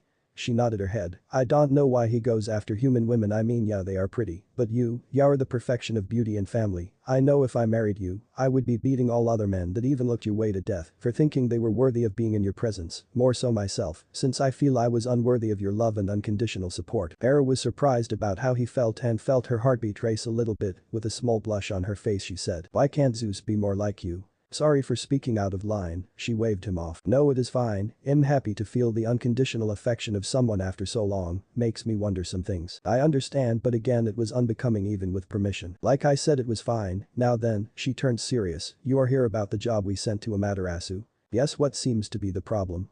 She sighed. Well, I'm sure you know the mythology of Cerberus, right? The great three-headed dog that guards the underworld and ferries them away to different places, right? Correct, that is gist of it, but there seems to be a problem. Lately the great dog seemed to have gone rogue, and we don't know why. We suspect someone is controlling him, but how we are still not sure ourselves or who is doing it. We've suspected it is a hero from our lineage, but we are still not 100% sure about that. I see, so you want me to find the big dog and find out what is going on with him then? Yes, normally we deal with this ourselves, but like I said, we suspect someone from the hero faction or someone more specifically from our own lines is responsible for this mess, so to avoid the potential situation that Zeus would let one of his children with a slap on the wrist, we want you to go investigate and bring the dog back. Also report who was responsible for this and if possible bring them to us. Alright, where was the mighty three-headed dog sighted last? She smiled. I believe it was sighted not too far from here. He had wiped out a small town that worshipped Athena and small hunting village that was worshippers of Artemis. Damn, whoever is doing this is really trying to piss off everyone, huh? Yes, do this, and I can promise you anything desire along with a weapon of one of the gods here on Olympus for your troubles. I don't need that much of a reward, more we are looking to maybe speak about possible treaty between the factions. Are you sure?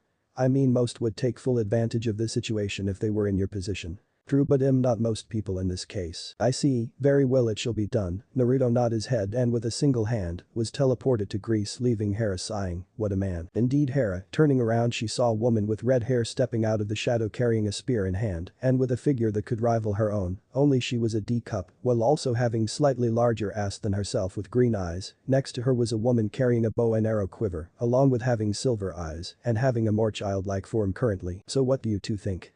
Athena hummed slightly while putting her spear to her side. Personally, I believe there is a chance that this boy might be the one that can change the world, the child snorted. I can sense it, he has something dwelling beneath the surface, and it is just starting to come out. Interesting, well I personally think he might be the one that the fates mentioned as the angel of end. Very true Hera, Athena sighed and turned to Artemis, are you going to stay in your child form while here? No, but I felt it'd be better I stay in this form rather than having him see my true form and reveal he was a pervert. Hera sighed at the comment. Artemis, all creatures, male or female, are perverted to some degree. If they weren't, then sex wouldn't be possible. Birthing would not be possible, and the world would stop working like it was supposed to work. HMPH, we shall see. I might grace him with my adult form if he proves his worth in this mission. But I wouldn't mind having a man like that on my arm. Athena and Artemis were shocked to hear the woman that preached about marriage talking like this. What about Zeus?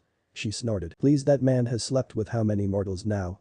I personally have lost any love I have for the man after the last child he conceived recently. Personally, I've realized that marriage has to be an equal partnership, and so far that is not the case anymore. If I was to find another lover, someone that truly loves me, then that would be fine in my book. The two women were looking at each other thinking about what this could mean in the end, more in the sense that Zeus would be furious, and this would cause him to spin out into a rage, and thus leading to more conflict in Olympus. Things were getting interesting for sure. But Naruto, he managed to find out he was in the outskirts of one of the burnt down camps, so sensing around he felt a dark presence a few miles from him, so he rushed into action and proceeded to try and find the mythical beast. He knew that compared to many of the beings that he has fought in the past, the power that the monster possesses is going to be on another level, but its speed should not be as good as either Sasha, Mikoto, or Kushina due to them being on another level. Naruto soon arrived at the edge of a forest line and saw the great beast that has wandered the underworld to guide the souls into the next life. The giant dog was huge, larger than his school by a good margin. It radiated pure power and destruction and seemed to be spitting out fire from its very jaws. Its dark red eyes gave it an intimidating presence, as if it was looking into your very soul at this point. It had black fur that covered its entire body except for its underbelly. The beast's three heads were staring him down with its pointy ears pointing the sky, thus completing the look of what many consider the scariest being in all of Greece. Alright, so Cerberus, I don't know if you can understand me or not, but could you please tell me why you left your post?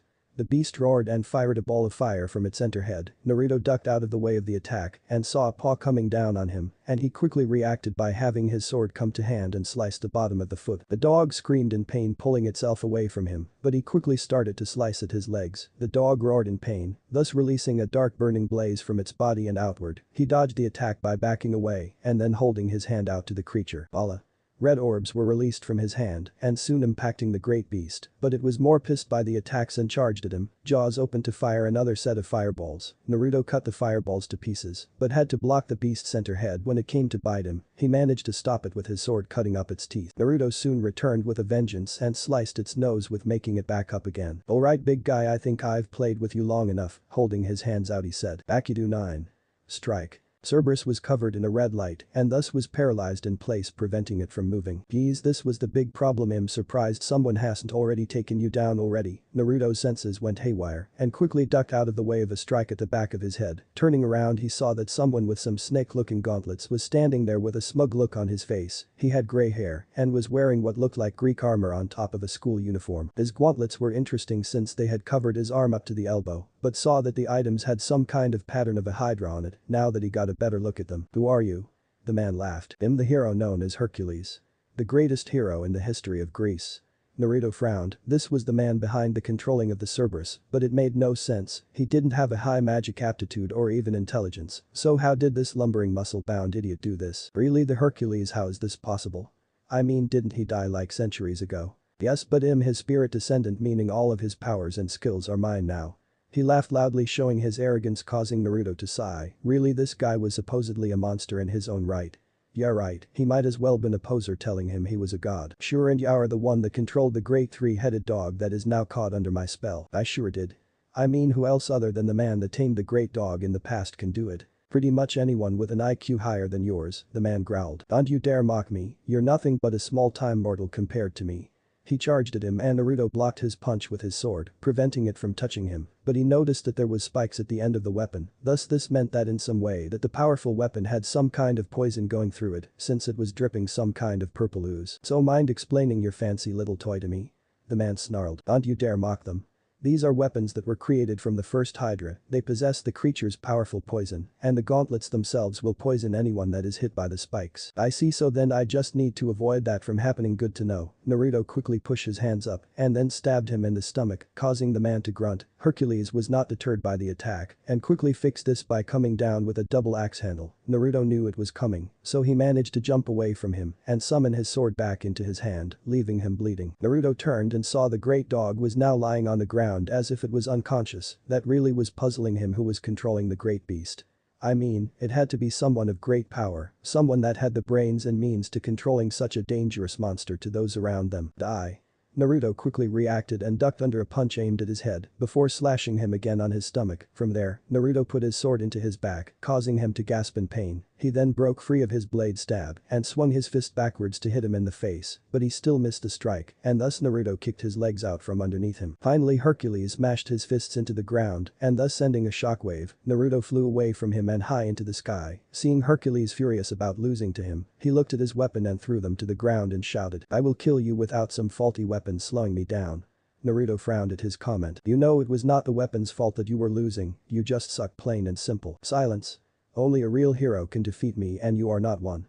Hercules gathered some more power into his body and soon released a golden-looking fur covering his body that started slowly healing his body. But then it turned into some kind of golden aura that started firing magical missiles at him. Naruto dodged out of the way of the attacks before he finally sighed. "I hoped you would be stronger in this fight, but I had too high hopes for you." Naruto's eyes were gold now and soon with a black outline in them, he disappeared from in front of the man and slammed his fist into his stomach, causing him to come off the ground a bit. This leads to Naruto sending his sword away so he can deck him with a vicious hook, sending him flying across the ground again. Naruto dashed off once more and then brought his heel down on his head, implanting him into the ground, leaving him with broken bones most likely. For all of his boasting, he only could take the basic attacks and basic weapons, but outside that someone with his skills and power can deal massive damage to him, plus his sacred gear can help power him up too. Out of nowhere Naruto saw someone approaching from the side. The person in question was a tall man with dark hair and carrying around a green spear on his back. His black hair went down his back and he a face that showed maturity but pure rage flowing through him, along with pure power coming off him in waves. "So Hercules, you are incapable of defeating one measly human.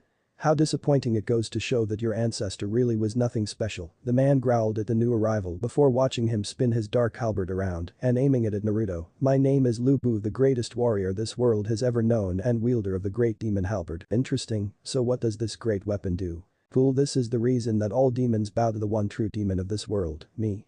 I can control anything that is the greatest evil in this world, if not then I will crush them for not obeying me." Naruto sighed. "Great, another boastful idiot. I mean his sacred gear was like that too, but it had a reason behind him that was legit, while these guys are just inheriting the sticks in the ass that their ancestors had before them." Plus he was whispering about this being not a sacred gear of interest. More, it was a weapon that he would not need, thanks to the world possessing weapons that could do this too, but at a larger and more leisurely scale. "Why don't you quit talking and just start fighting me?" The man smirked. "As much as I should slay you, we have places to be, and the Cerberus has done its job." So he pointed the weapon at the three-head animal, releasing it from his control and allowing it to finally be free from the mind control that has blinded it. Naruto then saw him slam his weapon on the ground and they both disappeared into nothingness. Looking around, Naruto sighed before turning to the mighty beast. "You alright? Think you could make it home from here?" The creature bowed its head to Naruto and licked him once before disappearing back to the underworld. Naruto sighed before going over and picking up the gauntlets that Hercules dropped on the ground. He touched it and activated his sacred gear that absorbed them into himself before reappearing on his arms in a better, tighter fit. From there, Naruto sent them away and started walking back to the city to find clues to the underworld, but felt someone appear behind him and was shocked to see who it was. "It's you, underworld." Then Alana was just finishing packing her stuff and was heading out the door when she ran into her son. He looked distraught and he was just trying to figure things out at this point. She comforted him like she did when he was a child, and he explained how Ria's screwed up already, how she reincarnated someone without them knowing and going against the Shinto faction. Along with the fact that the leader of the faction already knew, she sensed him the minute he got on campus and knew, thus leading to the conversation recently being an uncomfortable one, more in the sense they were demanding something as repayment and he had absolutely nothing left to give other than his title and blood at this point. "Sometimes I wonder why she is this way." Then Alana sighed. "Because of you and your father and the underworld as a whole, I warned both of you about spoiling her like you did, now her arrogance has grown to the point that she is out of control. I know that now mother, but at the same time I don't get the hostility against Naruto and the need to basically fuck everyone to get the boy. Riser, Serzuch groaned. If she wanted help, why didn't she ask us? I mean, yeah, we can't do anything for the marriage itself, but we could subtly help her find special peerage pieces that can help her out, more in the sense find her members that can help her even the odds if she was to face him in battle for her freedom. Son, what exactly are they asking for? He looked at her. A slave for a slave. Ah, well then what would be the requirements?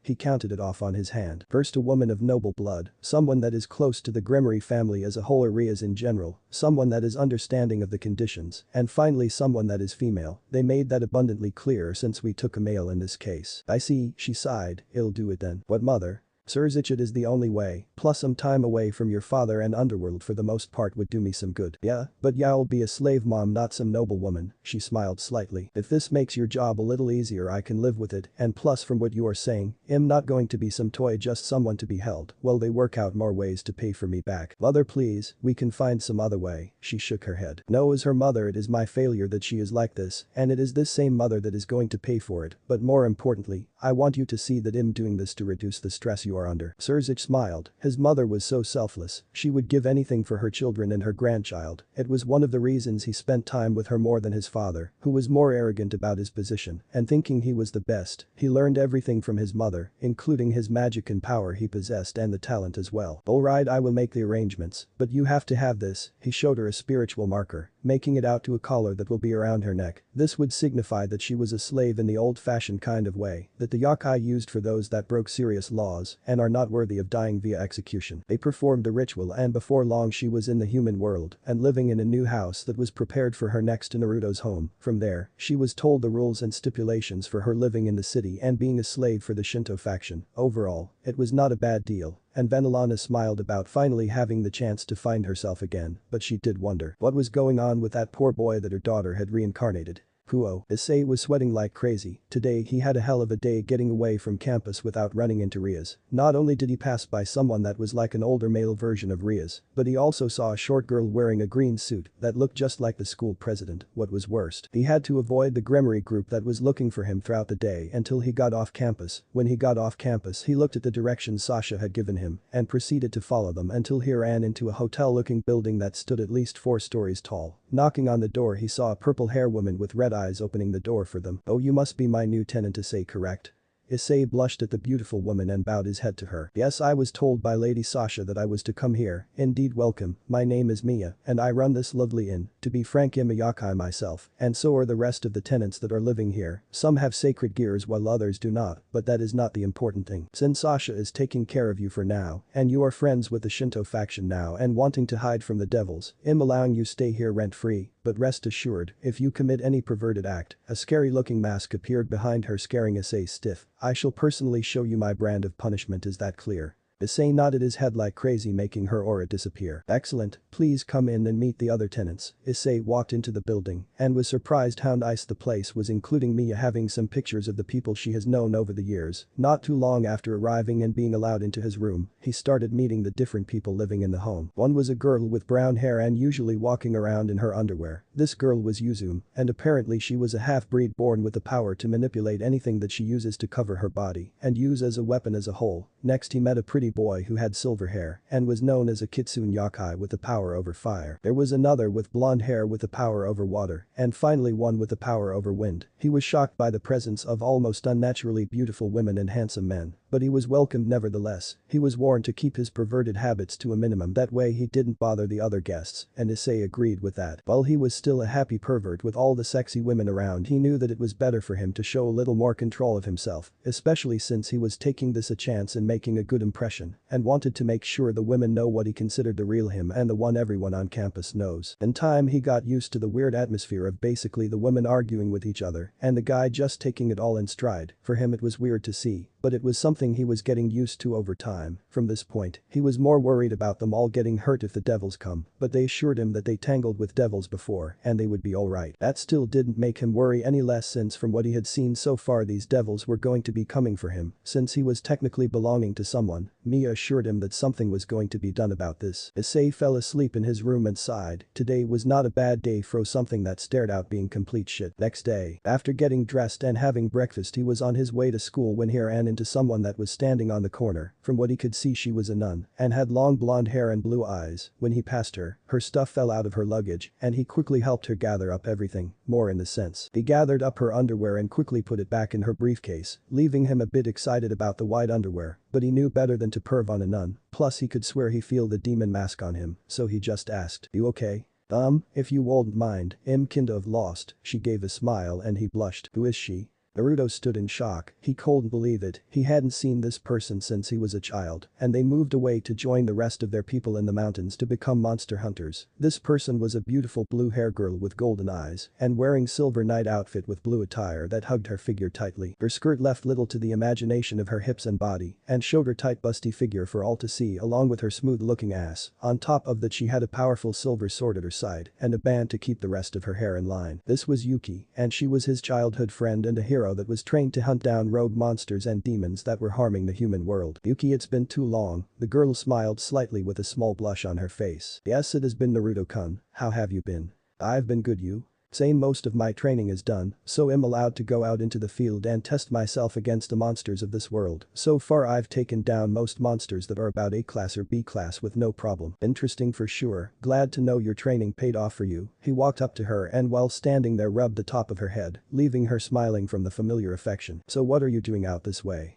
She frowned. "I've been hired by someone in the Greek pantheon to take care of this problem with a rogue monster, but by the looks of it, you took down Cerberus, meaning the problem here in the human world is fixed, but those two from earlier are still going to be a problem." "Indeed, Hercules left me a nice weapon to use, but the other one, Lu Bu, I can see he is smarter combat-wise compared to his ally, but not by much. His weapon also has the power to subjugate demons and monsters, but I think the weapon has its weakness of only working on those that are weak-minded or weakened by combat." "Yes, but now the problem seems to stem to somewhere into the underworld, which means we need to follow them." "We?" "Yes, Naruto-kun, we have no idea what is waiting for us down there, so it is better we work together to take it down." Naruto thought about it for a second and sighed. "I guess you are right." Putting his hand out, he opened a gate for them to enter, and he motioned her to go first. Yuki jumped through the portal and summoned his sacred gear before following behind her. Entering the underworld, they saw that they were in a dark pathway inside. Looked like they were going to follow this path to wherever the heroes were hiding out, but before they could get far they saw some dead spirits rising from the ground and, well, damn, isn't this annoying. "Yes, Naruto-kun."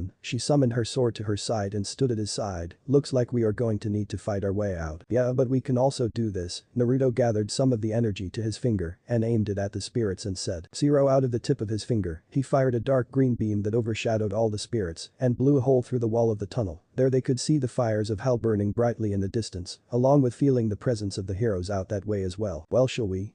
He picked up Yuki and they started flying through the sky, never noticing the girl blushing at the feeling of her crush carrying her. "This is what it must feel like to be a princess." She smiled, but then shook her head. "Focus mission first, and then I can try to enjoy this." She blushed again but was ready for combat. They had flown through the land and saw different areas of fire and brimstone and other points of a river with a ferry that was carrying departed souls into the next world. Cerberus looking at them with a sad look, as if saying sorry for all the trouble he has caused lately. On top of all of that, they saw some places that looked peaceful for the people there and gathered this must be the land of peace everyone always talked about if you were a good person at heart. They soon saw the heroes gathered around some kind of dark post that was sitting at the highest point in the entire underworld. Landing on the ground, the two saw them and grunted at the sight. "So you found us?" "Yes, Hercules, for your crimes you are sentenced to death by the Greek pantheon." Yuki pointed her sword at the brute and he grunted at the sight of the woman challenging him, so he charged her. But when he swung at her, she was gone in a blur. He wondered where she went but found his back and chest cut deeply by her sword. "You're too slow." Yuki was standing next to Lu Bu with her sword flicking the blood off the blade. The man swung his halberd at her, but she leapt over the blade and kicked him in the face, sending him skidding back. Naruto watched. He was impressed how much Yuki had improved since they were kids and could see she really honed her skills to the fine pointed detail. "Damn bitch."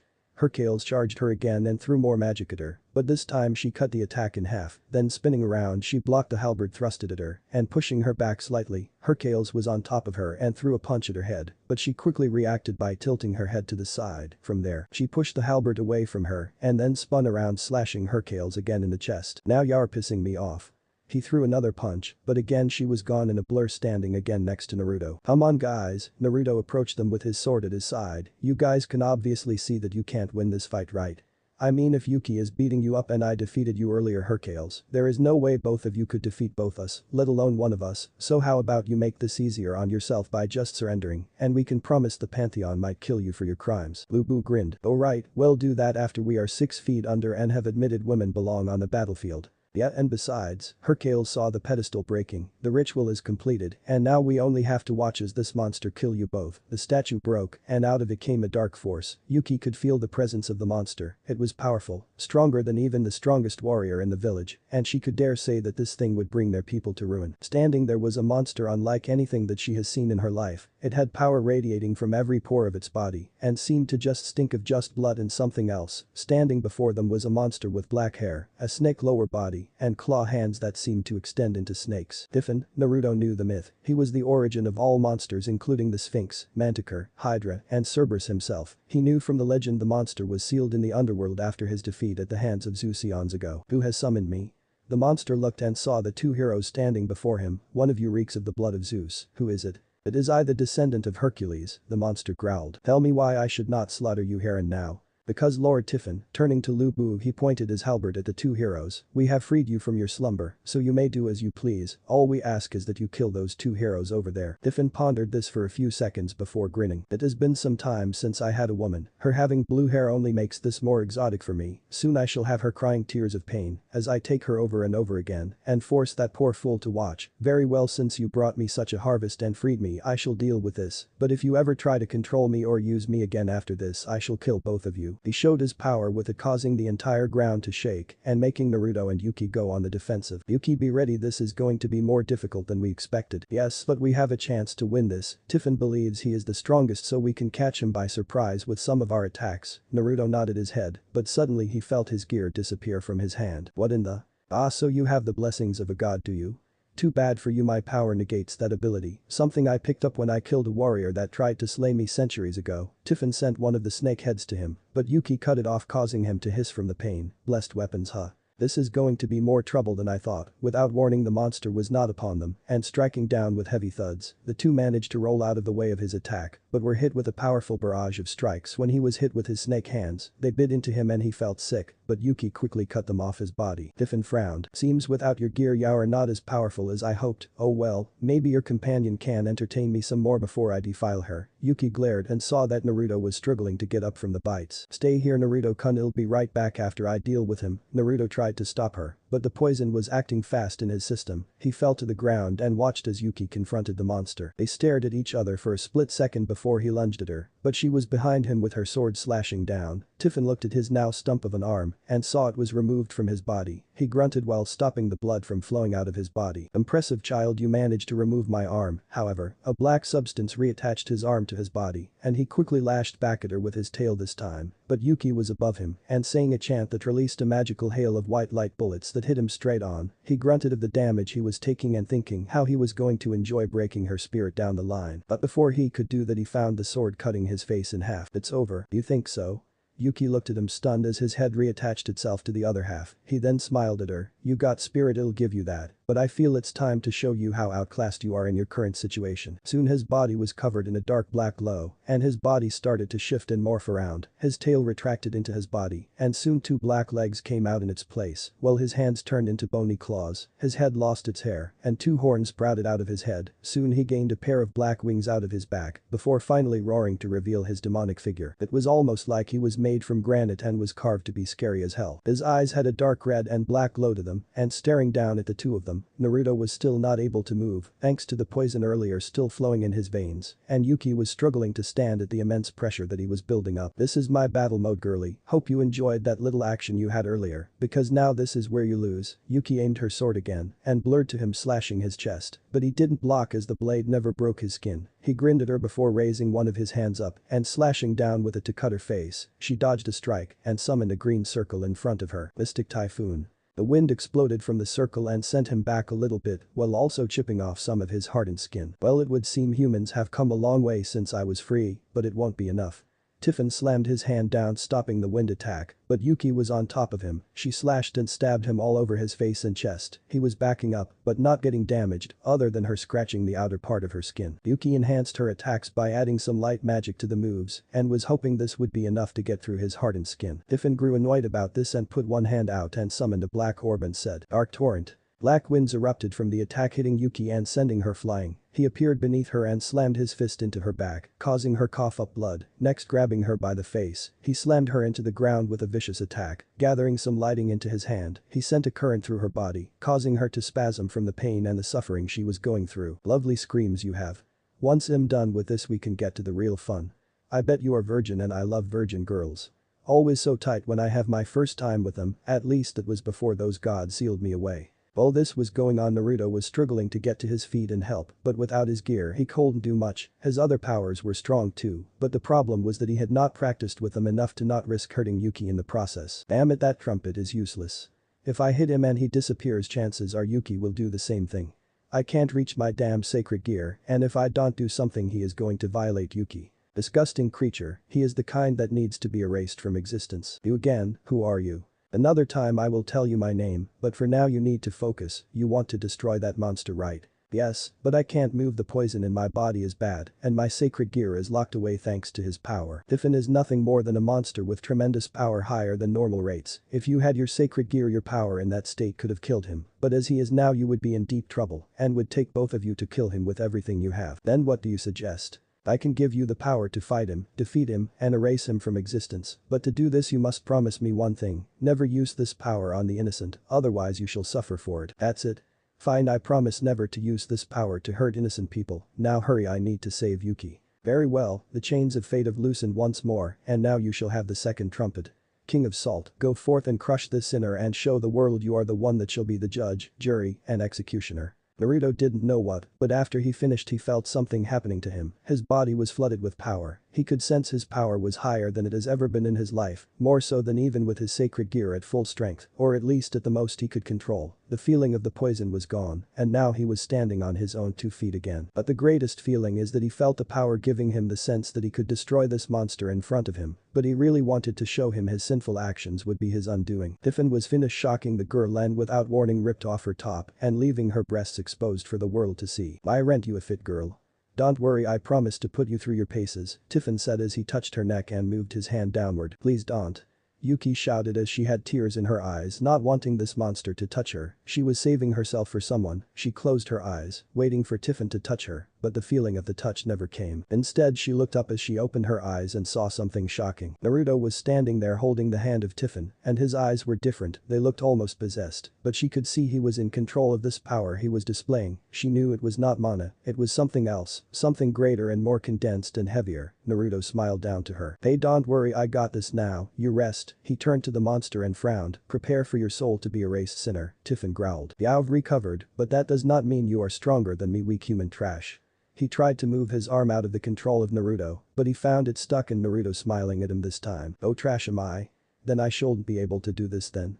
Letting go of the arm, he slugs him across the face, sending him flying across the map and crashing into a nearby area. Naruto screams in pain as he summons black wings out of his back that turn into brown sticks. He leaps into the air and flies at Tiffin, leaving Yuki to recover, while covering her chest from being exposed. But she sees Lu Bu and Hercule smiling and about to approach her. But then a blue portal opens up and out comes someone she loathed to see again. It was a black-haired teen wearing a tight black shirt and wearing a white outfit tied around his waist, along with some black pants and boots. Yuki-chan, it has been a while, she growled. How come not long enough if you ask me. Oh, you wound me, are you still bitter about what happened between us? She glared at him. I must say though you have filled out since we last saw each other. She summoned a green circle and fired a spell of wind at him. He just swatted it away with his spear. Oh, you are still angry, I knew it. He turned to his 2 men and glared. Did you two do this? No, cow, it was Tiffin. When we released him he attacked her, and this guy she was with named Naruto, I think. Lu Bu didn't care for names, but the name did catch his attention. I see, so he is here then. Cow said dryly as his eyes narrowed. Yeah, but he was going to rape that girl, and then he comes out of it and starts beating the shit out of the monster now with ease. It's like nothing we have ever seen from someone with someone that has a sacred gear. I see. Looking over he sees Naruto and Tiffin fighting in the sky now with the monster firing dark torrents of wind at Naruto, but he just forms a black sword from the blood and cuts the attacks in half with ease. Well then it looks like things are in good hands, then, otherwise I would have killed that beast for daring to touch dear Yuki. He walked up to her and pulled her face to meet his. He smiled, might I steal a kiss still? He reached down to kiss her, but her sword Sakriya came to his neck. Make one more move and it'll slice your throat. He saw the dark glare in her eyes and laughed before walking back over to his men. Well now I must be off Yuki, we have what we came for anyway. But cow I wanted to pay that bastard back for humiliating me earlier. He aimed his spear at him. We only were using that monster, remember? I have what we came for, so no more fighting, we leave. Turning to Yuki he smiled and winked. It'll be back for you in the near future my sweet, and when I am Naruto will no longer be an issue to contend with, I promise. He waved before they disappeared in a blue circle. Yuki sent her sword away and got to her feet, flinching at the pain in her back and the feeling of her right leg being numb. But she dragged herself to the ledge and saw the fight raging on heavily. Naruto was floating in the air smiling while the monster was huffing badly. His body was bruised from the punches he was eating, and the fact his attacks were being cut in half was irritating him. Naruto seemed to be a different warrior from what he saw earlier and was able to dispatch with ease. So you done yet, sinner? Naruto noticed he was thinking of the case of this monster being a sinner needing to be purged, but he felt that was more of the other being's mindset bleeding through. No, I refuse to lose here. Not after I got free after all those years sealed in that damn statue. Naruto saw him charging him again, and he sent his black substance blade away flying straight at him. He threw a hook at his body, and he coughed up blood again, before Tiffin retaliated with a swiping of his claw hand. Naruto was gone and above him, before kicking him in the back of the head, punting him into the nearby wall. He pulled himself out of the wall before flying back at Naruto with a dark orb in his hand again. This time the orb turned into a giant torrent of dark energy that he fired and exploded in front of him. He smiled thinking he got him until he felt a punch to his stomach and saw he was standing next to him on his left. Naruto saw that Tiffin, while powerful in Greek sense, was not stronger than whatever he was now, so not wanting to drag this fight out more, he held his hand out and thought. Sing the trumpet of the king of salt. Soon a white spear appeared into his hands made of small particles of salt. This led to him spinning the spear in his hand before aiming it at the monster. Die human. Darkness vortex. He fired one giant ball of darkness at Naruto and hit him with it direct on impact, sending him into the ground which was right above the fires of the underworld. But Naruto quickly sliced through the attack and threw the spear, piercing the monster's stomach and out the back. What's happening to me? His body started to crumble and soon it turned into a pillar of salt, leaving nothing behind, while it floated into the air of the underworld. Naruto sighed before seeing Yuki sitting on the ledge of the original fighting grounds. He flew over to her and quickly picked her up. Hold on, it'll fly us out of here. With that, he took off into the underworld sky and flew until he could find the portal that would lead them out of there. Time skip. After the two heroes managed to make it out of the underworld, they landed in the outskirts of the Greek countryside, where finally the power in Naruto was sealed back up and he crashed to the ground with a thud. From there, he passed out hearing Yuki screaming for him to wake up. The next day he woke up in a soft bed seeing that he was in Olympus, but more importantly he was in the temple of Apollo. He was a blonde man with a handsome complexion. He welcomed him to Olympus, while mentioning that he was in seriously bad shape from the poison that was in his system, explaining the power that he used didn't cure him, but it suppressed it to the point that he could no longer feel the poison in his body anymore. But once the power wore off, the poison returned in full force and left him in critical condition. Thankfully he was able to recover from this damage, and soon they both would make a full recovery. Seeing Yuki enter the room, he saw she was wearing one of the white togas around her body, and he blushed how it complemented her figure with how tight and revealing it was. Yuki smirked as she saw his reaction and had asked if she could keep the toga, to which she was told yes. Naruto, after being allowed to leave, was given a toga of his own and honestly felt very exposed due to him having no underwear underneath his toga, and the sight of the beautiful women made him worry about being noticed for his excitement. They both stood in front of Hera and the other gods and goddesses who all were showing mixtures of emotions. Hera spoke. Naruto and Yuki, we thank both of you for your assistance in dealing with Cerberus, but we never expected another faction would go out of their way to use him to enter the underworld, more so that they could release that monster Tiffin from his supposed eternal prison. Yes, it was not easy, I tell you, but thanks to Yuki and her quick thinking we managed to get the edge on him. But you finished him, Naruto, with that power of yours. Zeus narrowed his eyes at Naruto. What was that power you used that destroyed Tiffin? We have not been able to sense him, which means he is gone forever. Where did it come from, boy?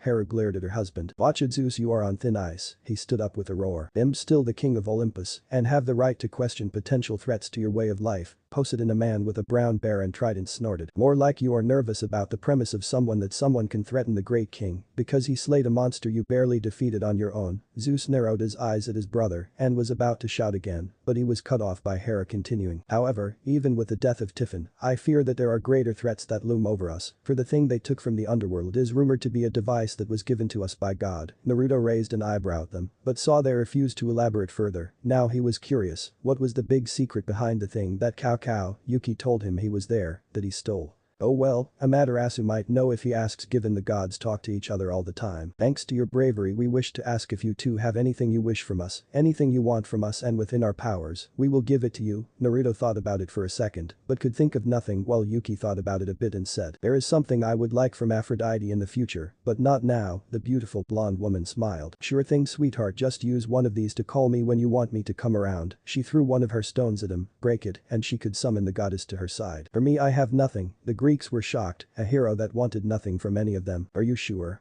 He smiled at Hera. Yeah, I mean today I learned more about myself and got to see Olympus. I really don't have anything that I could possibly want. Hera smiled and blushed a little. Honestly, I wish someone would be more like you, happy with what they have, instead of going out seeking out more. She glared at her husband who shirked from her gaze. But I don't feel good about leaving you without something, so I want to give you this. She walked up to him and without warning, brought him into a passionate kiss with her tongue going down his throat and having a heated make-out session in front of the others. Yuki gasped, feeling intense anger and jealousy at Hera kissing her friend. The gods and goddesses were shocked, but some were looking at Zeus who was blowing a fuse about this. Hera, what is the meaning of this?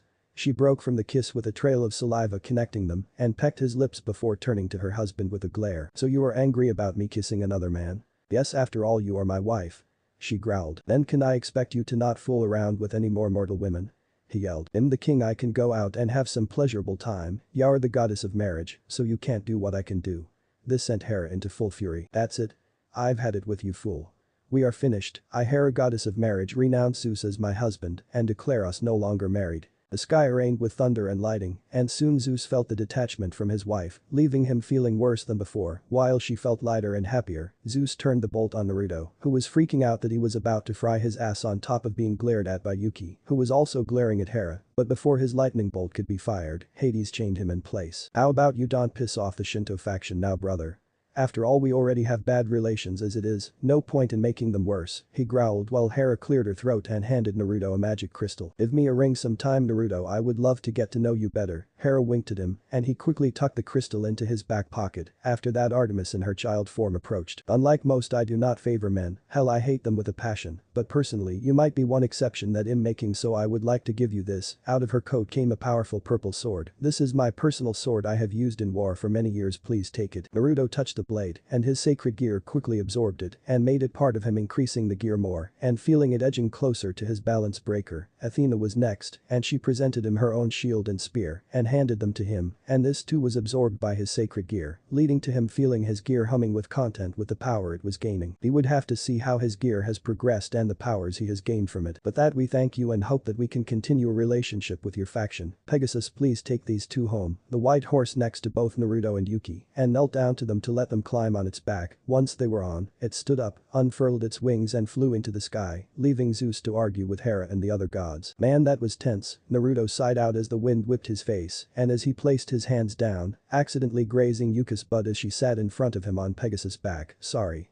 Naruto almost fell off as his arms swung around, but saved himself when he grabbed and wrapped his arms around Yuki's waist, pulling her into him as he secured his balance. Naruto's sweat dropped when he heard Yuki start laughing, her pale blue hair bellowing in the wind as she laughed. What are you laughing at? Naruto asked aggressively while red in the face. I'm just remembering when we were children, Yuki said as she caught her breath. Oh? Yet every time we hugged, you would grab my butt and give it a squeeze. Naruto turned crimson. I don't know what you remembered, but I sure didn't do that. She smiled. I didn't mind, Naruto, it was nice, Yuki said as she pushed her butt into his barely clothed groin, blushing at how he was reacting down there as she continued to grind against him. You can touch my butt whenever you want, Naruto-kun. Naruto sputtered and just kept making excuses on the flight home, the horse having a smug smirk on his face, showing he didn't believe his excuses, and neither did Yuki. He just shouted for them to shut up and flew home in peace. Time skip. Yuki and Naruto finally arrived back at his house. They had gone to the Yokai Hunter's hidden village for Yuki to drop off her report. She had returned to him with a big bag with her and a new mission slip in her hand. She wore a simple skirt, thigh-high high socks, and a polo shirt with the buttons undone, showing her collarbone and the edge of her breasts. Naruto had blushed and looked away, boosting Yuka's confidence. So what is your new assignment? I mean, you sent the report about what happened in Greece while I was out, right? Naruto asked as Pegasus took off to go home. Yes, they have ordered me to stay with you. Apparently they think this is a good way for us to build a better relationship with the Shinto pantheon. I see, and you are okay with that, she smiled. Yes, after all I prefer this over doing this with Cao Cao. What is the deal there? How do you two really know each other to the point that you hate the guy? If it is alright with you, I rather not talk about it. Her hair covered her eyes, and her fists were tightly digging into her palms. He sighed. Well, at least we are back at my house. Hopefully we can finally relax for a little while before something serious or stupid happens again. Opening the door, Naruto saw something that just made him deadpan at the sight. Standing in the middle of his house was his mother's, and apparently the devil that was made a slave to them. Well, this mess was sorted out. She had brown hair, purple eyes, and she had large breasts and a large soft-looking ass. Personally, she was stunning. But the thing that just made this weird situation normal for him was that she was dressed up in a black and white frilly bathing suit, struggling against her large breasts and digging into her ass while having chains around her arms and neck. Do you really think this is appropriate attire for me?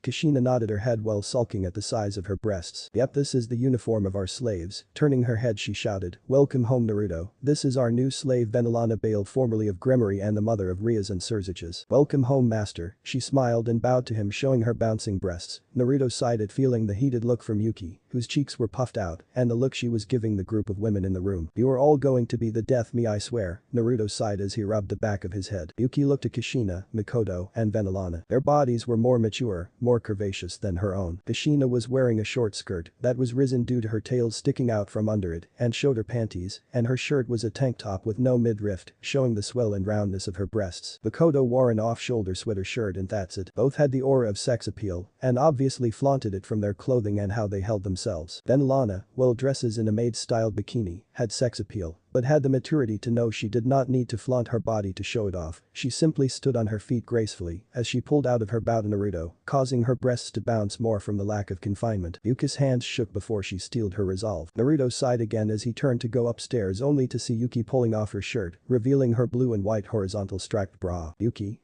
Naruto shouted as he stepped back. Kushina, Mikoto, and Venelana looked up and saw Yuki finish pulling her shirt off and throwing it to the side before she reached back and unclipped her bra and, like her shirt, was thrown to the side. Yuki was now bare to his barely covered eyes and red in the face as her nipples becoming erect from his gaze and her nervousness. She jumped Naruto, making him catch her and grab her butt, pulled him into her face, locking her lips to his and forcing her tongue into his mouth while she pushed her breasts against his chest. Mikoto and Kushina's eyes widened as they screamed at what this girl, who they knew since she was a child, was doing. But what made it worse in their eyes was Naruto lowering Yuki and then wrapping his arms around Yuki's naked waist and push against her lips, pulling her into his body, and moaned as their tongues wrestled against each other. Yuki felt her body heat up from the feeling of his arms around her bare skin and his lips and tongue on hers. However, this amazing feeling ended when Kushina and Mikoto pulling them apart and then attaching themselves to Naruto's arms. What are you doing, Yuki?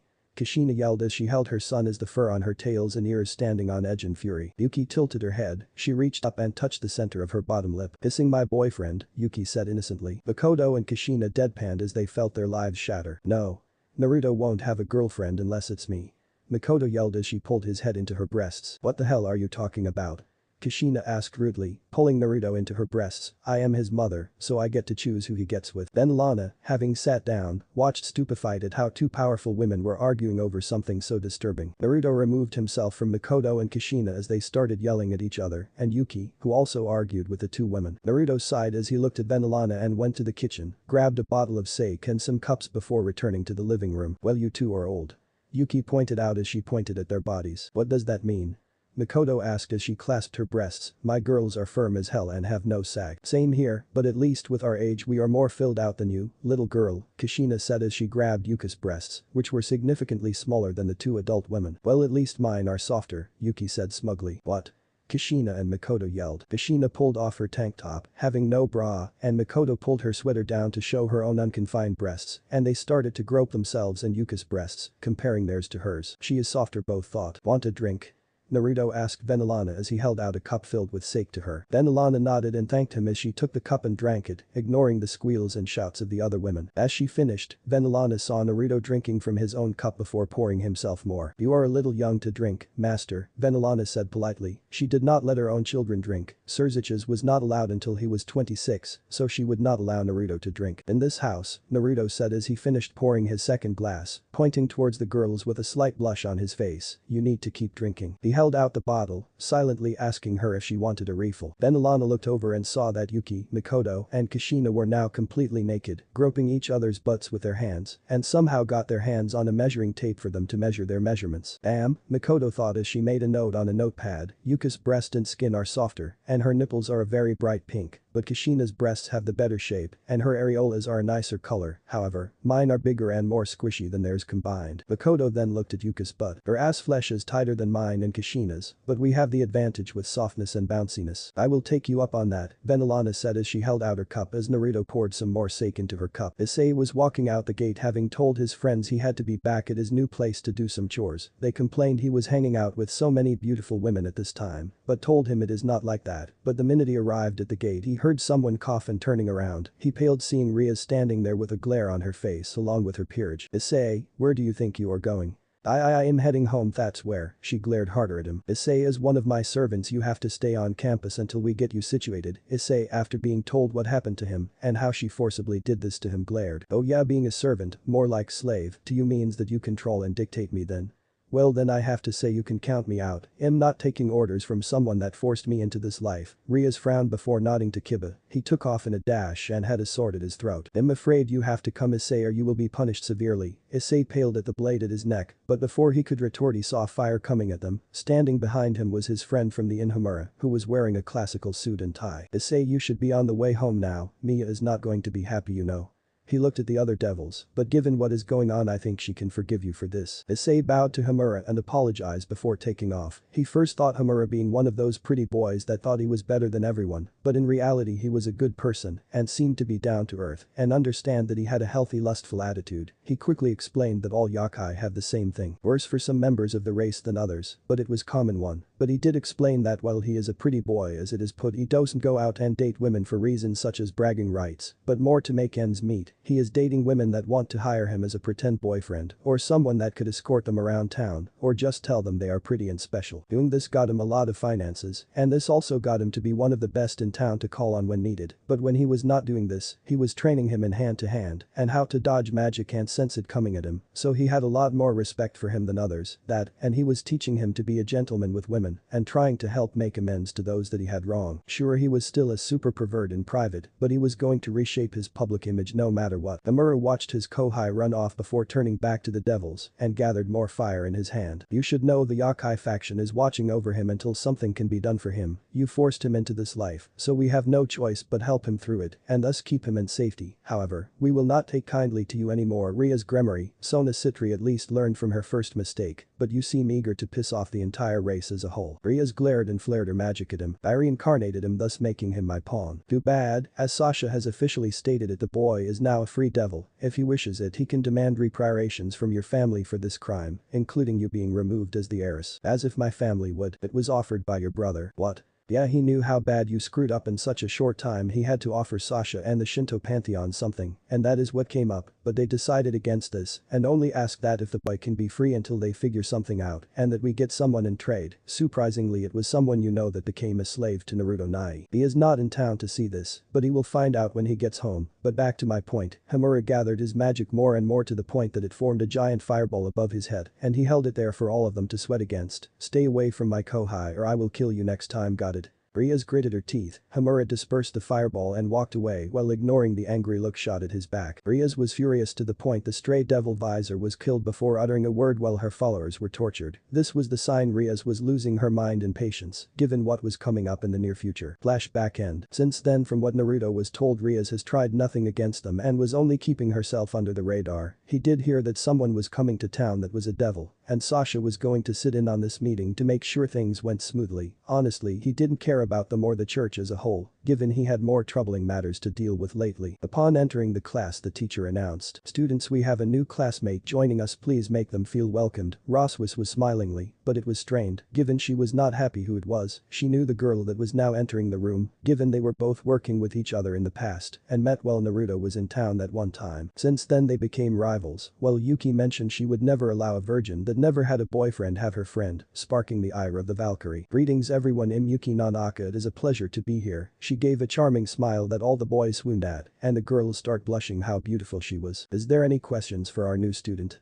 One boy shot his hand into the air. "You single?" "No, I have a boyfriend, in fact he is in this school and decided to transfer here to be with him." Walking up to Naruto, she quickly kissed him on the lips and hugged him tightly, and this leaves the class shocked by this action. More so since Naruto was known as one of the most normal students when compared to some of the other people on campus. Naruto looked over Yuki and saw Roswis glaring daggers at her with her aura flowing out of her body, scaring him and the rest of the students, more so since the desk cracked under the pressure. "Now then Yuki, please take your seat while I get started on today's lesson." The day progressed slowly. With the time lunch came around, Naruto retreated to the roof to get away from the rabid animals of students, more so, since they seemed to be all about how he and Yuki met, if their relationship was real, and if that their teacher was in the relationship, earning him a glare by Yuki. As this progressed, the only other thing floating around was that Asia was living with Issei at the inn he had moved to for specific reasons that the school deemed reasonable. In this time the boy approached him and thanked him for his help, and Naruto waved him off, telling him to just behave while at the inn. Most of the people there were his family since he moved to Japan with his mothers, and if he heard he did anything to any of them, he would kill him himself, earning a fearful nod by Issei. Upon getting to the roof, Roswis joined him, and then Yuki followed behind. The aura was tense while they were eating their own food and silently glaring at each other. Whenever one moved closer to Naruto, he sighed. It was going to get worse, thanks to Sasha joining them and pulling Naruto into her lap and pushing her breasts into the back of his head. This only seemed to increase their rage, and all he could do was sigh, since this is going to be something that becomes more common as time going on. Time skip. A month had passed since the incident with Yuki and him returning to Kuo. Things seemed to be quiet, and that was something he was happy about, more so since Rias and Sona had not bothered him on campus, and the worst thing he had to deal with was his mother smothering him, Yuki trying to up them, and Sasha and Roswis joining in their charades, leaving him and Venelana watching while drinking some sake. At first she admonished him from time to time, but in time she understood his reasons for drinking, as it got to be a point that it is the only thing that numbs the situation at hand. Another problem that had popped up was what to do with Venelana. He told him she was free to go whenever, but she said this was something she wanted to do to apologize to him and the rest of the Yakai faction and show she was not above doing the same thing they felt they were subjugated to, so he just ended up accepting it and getting to know the woman that was now his slave. Apparently she was the mother of Rias and Surzich's, so he tried to be neutral to her, since she was not at fault for how Rias turned out in this case. In time, she and him became good friends, with her mentioning from time to time that she wished her husband was more like him, more like ex-husband if what she said was true. In time he grew to like the woman, but he still kept her at distance due to his past experience with devils at this point. Currently, Naruto and Venelana were at the grocery store, restocking their food supply. With 5 people living there, they needed more food faster than he remembers needing when having 3 people. "You alright?" Naruto asked as he placed some food in their cart. "Why do you ask?"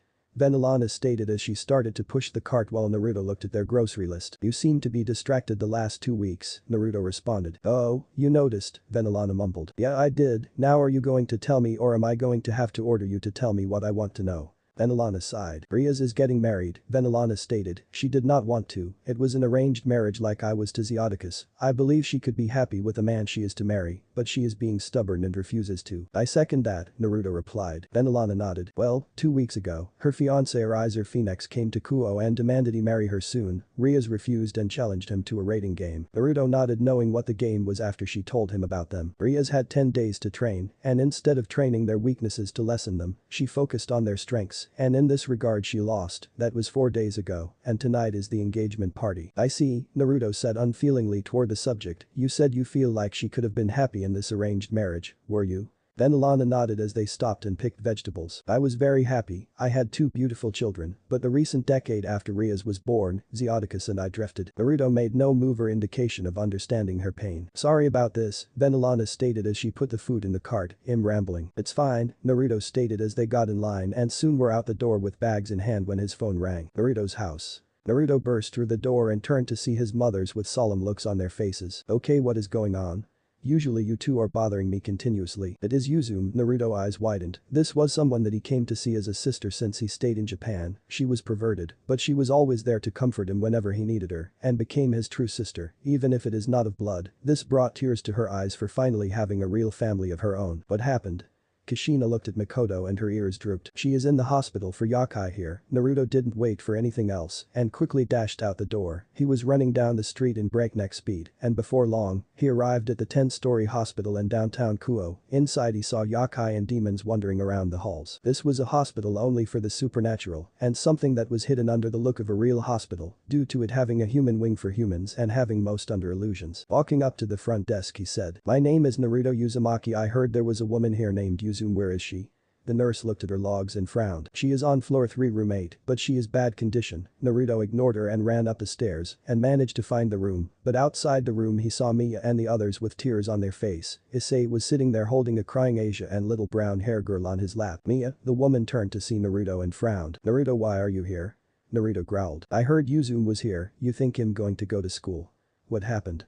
Miya opened her mouth but closed and looked down at the floor. Naruto growled, and soon his power was starting to cause the room and floor to shake and his eyes flashing gold and red. The doctor walked out of her room and he walked up to him and asked, "What the hell happened? You better tell me or so help me." His golden aura was flowing out of control, but Venelana managed to stop him with a quick grabbing of his wrist. "Naruto, I know you're angry and worried, but getting bent out of shape is not going to help." Naruto sighed. She was right, but he wanted answers. The doctor coughed. "Well, I'm sorry to tell you this, son, but your friend is in bad condition. You see, she was 2 days ago burned by magical fire, more likely that of a demon, and well, that was the light part of her external injuries compared to her internal ones." "What are you?" Naruto's eyes widened. "No. She was raped continuously through this whole session from what we tested, and we believe this person branded him." He showed him a picture of the brand and he burned it into his eyes, with the fury starting to come out of his body more and more. His head was spinning and soon he could hear his sacred gear screaming for him to calm down, but he needed to know who did this. "I know that mark. It is the mark of the Phoenix family." Naruto turned to Venelana and she saw his eyes turn gold and black and soon he dropped the picture and walked out of the hospital. Venelana was worried as she knew that horrible boy Riser must have done this to that poor girl. She looked through the window and saw the girl curled in a ball crying and having the nurses to help her calm down. Is this what we fought for? For our race to act like the old ways and treat other races as if they are not nothing special? If that is the case, maybe Lord Bale is wrong. I don't think of being a devil as a privilege, but something that is a sin. Naruto had walked out of the hospital and appeared at the nearby park before collapsing. Flashback. "I feel like I'm losing control of my life," Naruto groaned as he leaned against Yuzume. Yuzume laughed as she went through all he told her just now, all the women in his life jumping him to fuck him, and all that was comedy gold to the cloth Yakai. "It's not that funny." "I'm sorry," Yuzume said with a smile that showed she wasn't, "but I feel like laughing as you clearly don't see the obvious answer hanging in front of you." Naruto frowned. "And what would that be?" Yuzume had a cheeky smile on her face. "Make a harem, of course." Naruto leaned back and lay on his side, his back towards her. "As if I would make a harem. Oh, come on, it isn't like you never thought about making one." "I haven't." "What?" Naruto felt a ringing in his ears. "Come on," Yuzume said, who was now on her knees behind him, leaned forward, pressing her big and soft bust against his arm. "You have to at least think about it some time." Naruto stayed silent as he ignored her. "Well, you are no fun," Yuzume pouted as she turned around and leaned against Naruto. Several minutes passed in silence. "You know." Yuzume leaned back and looked at his face. "I might think about it," Naruto mumbled. "About what?" "Making a harem." Yuzume's eyes widened with stars in her eyes. "Really? Tell me, who are you going after first?" "I said I'd think about it. I bet it's going to be Yuki." Naruto sighed as he face-palmed. Flashback end. His eyes were brimming with tears, and his thoughts were clouded with rage and fury, as that was the last time he saw her, which was 3 days before today. Naruto could feel his gear trying to calm him down, but he would not, those damn devils. They thought they could do as they pleased to innocent people and harm them without consequences. They let this happen with the Nekashu. They did this with the innocent victims of their peerage system. Those that were born of half-breed parents. When does it end? Those filthy sinners. I. His eyes burned dark gold and soon he screamed, "I will erase all of them." "Kid. Stop, the Seraph is." "It does not matter what you tell him, fool. His rage has finally released me from my chains, and now I shall purge this world of sin." "You son of a bitch. You know if you do this you'll kill everyone he loves in the process. Is that something you want him to deal with when he comes back to?" The Seraph smiled. "He has nothing to worry about. I will not harm the humans or the other races, just the devils. They are a plague on this world and must be eradicated as it was Kama's single command to wipe out all who sin. I will not allow that rapist and monster go free no matter what, sit back and watch me and play at full power. In this moment the Seraph and Naruto screamed and soon a black pillar exploded around him and soon the entire ground was breaking and the sky was turning black. In the Uzumaki home Kushina and Makoto sensed it with Yuki and Sasha. Shit, the Seraph of the end has awakened. It was bound to happen soon. Kushina, he was close to Uzum. I know Makoto, but this is not what we need. What are you guys talking about? She saw Kushina and Makoto summon their warrior outfits of them in tight like shinobi clothing and revealing BDSM outfits. Sasha was standing there with her swords and ready to get a move on if her gold eyes were anything to go on. Well, explain on the way there, Yuki, but we need to get moving. The girl nodded her head and turned into her warrior outfit and had her sword at her side. At the park Naruto got to his feet, but his posture was different than before. His eyes were gold and black, he had black wings of string out of his back and his body was covered in a dark aura that was scaring all the life around him away. Now then, time to purge the sinners of this world. He slashed the air and opened a portal, thus leading to him to the underworld. But before he could enter the portal he was hit with a ball of fire. Looking up he saw Hamura falling out of the air and landing in front of him. Seraph, we will not allow you to rampage no matter what the other race has done. So you would allow a rapist to run wild in the world on the hopes that he will learn his lesson? Such a foolish concept. Now move, child. He then flew into the sky to dodge a powerful slash breaking up the ground. Standing in front of the portal was Miya, who had her katana in hand and was glaring the man down. He saw Kushina, Makoto, Sasha, and Yuki show up as well with Venelana there as well and shocked to see what happened to him. You all oppose me? The one that brings justice to the world every time it becomes deep in sin. But justice? You are just going to kill innocent devils that have nothing to do with this mess. Why not kill just the boy and be done with it? He frowned. They do not learn from this. This will only breed resentment to me. Better to wipe out of the cancer that is there completely before it can fester and grow out of control. His hand was covered in a black and mixed color aura. Before aiming at all of them and firing at them, they dodged the attack, but it tore a hole in the ground. Amura appeared above him and fired a giant torrent of fire at the Seraph. It looked at the attack and said, "First trumpet."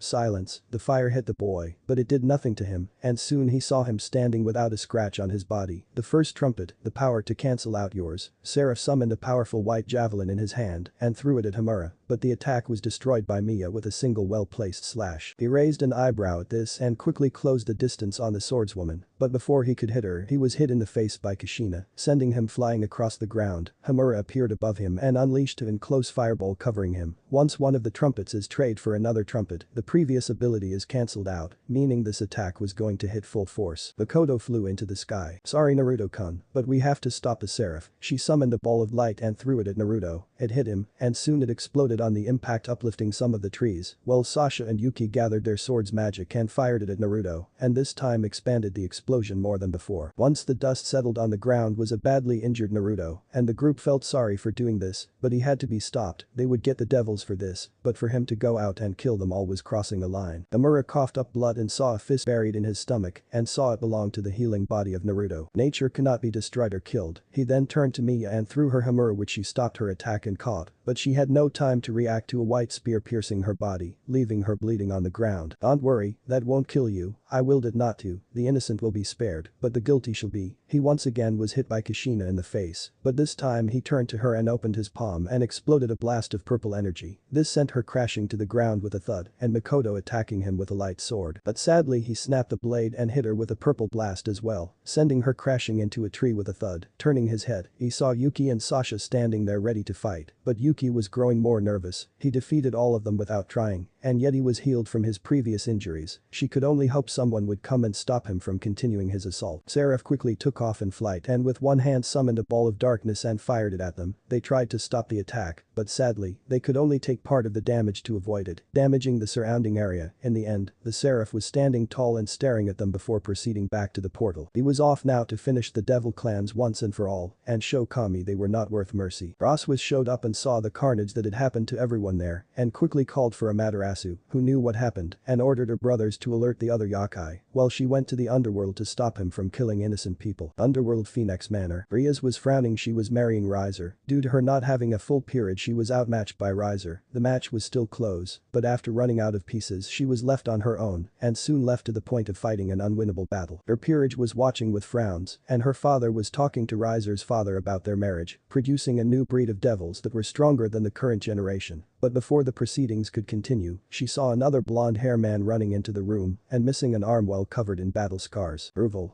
The Lady Phoenix was terrified to see her oldest in such a condition. What happened to you?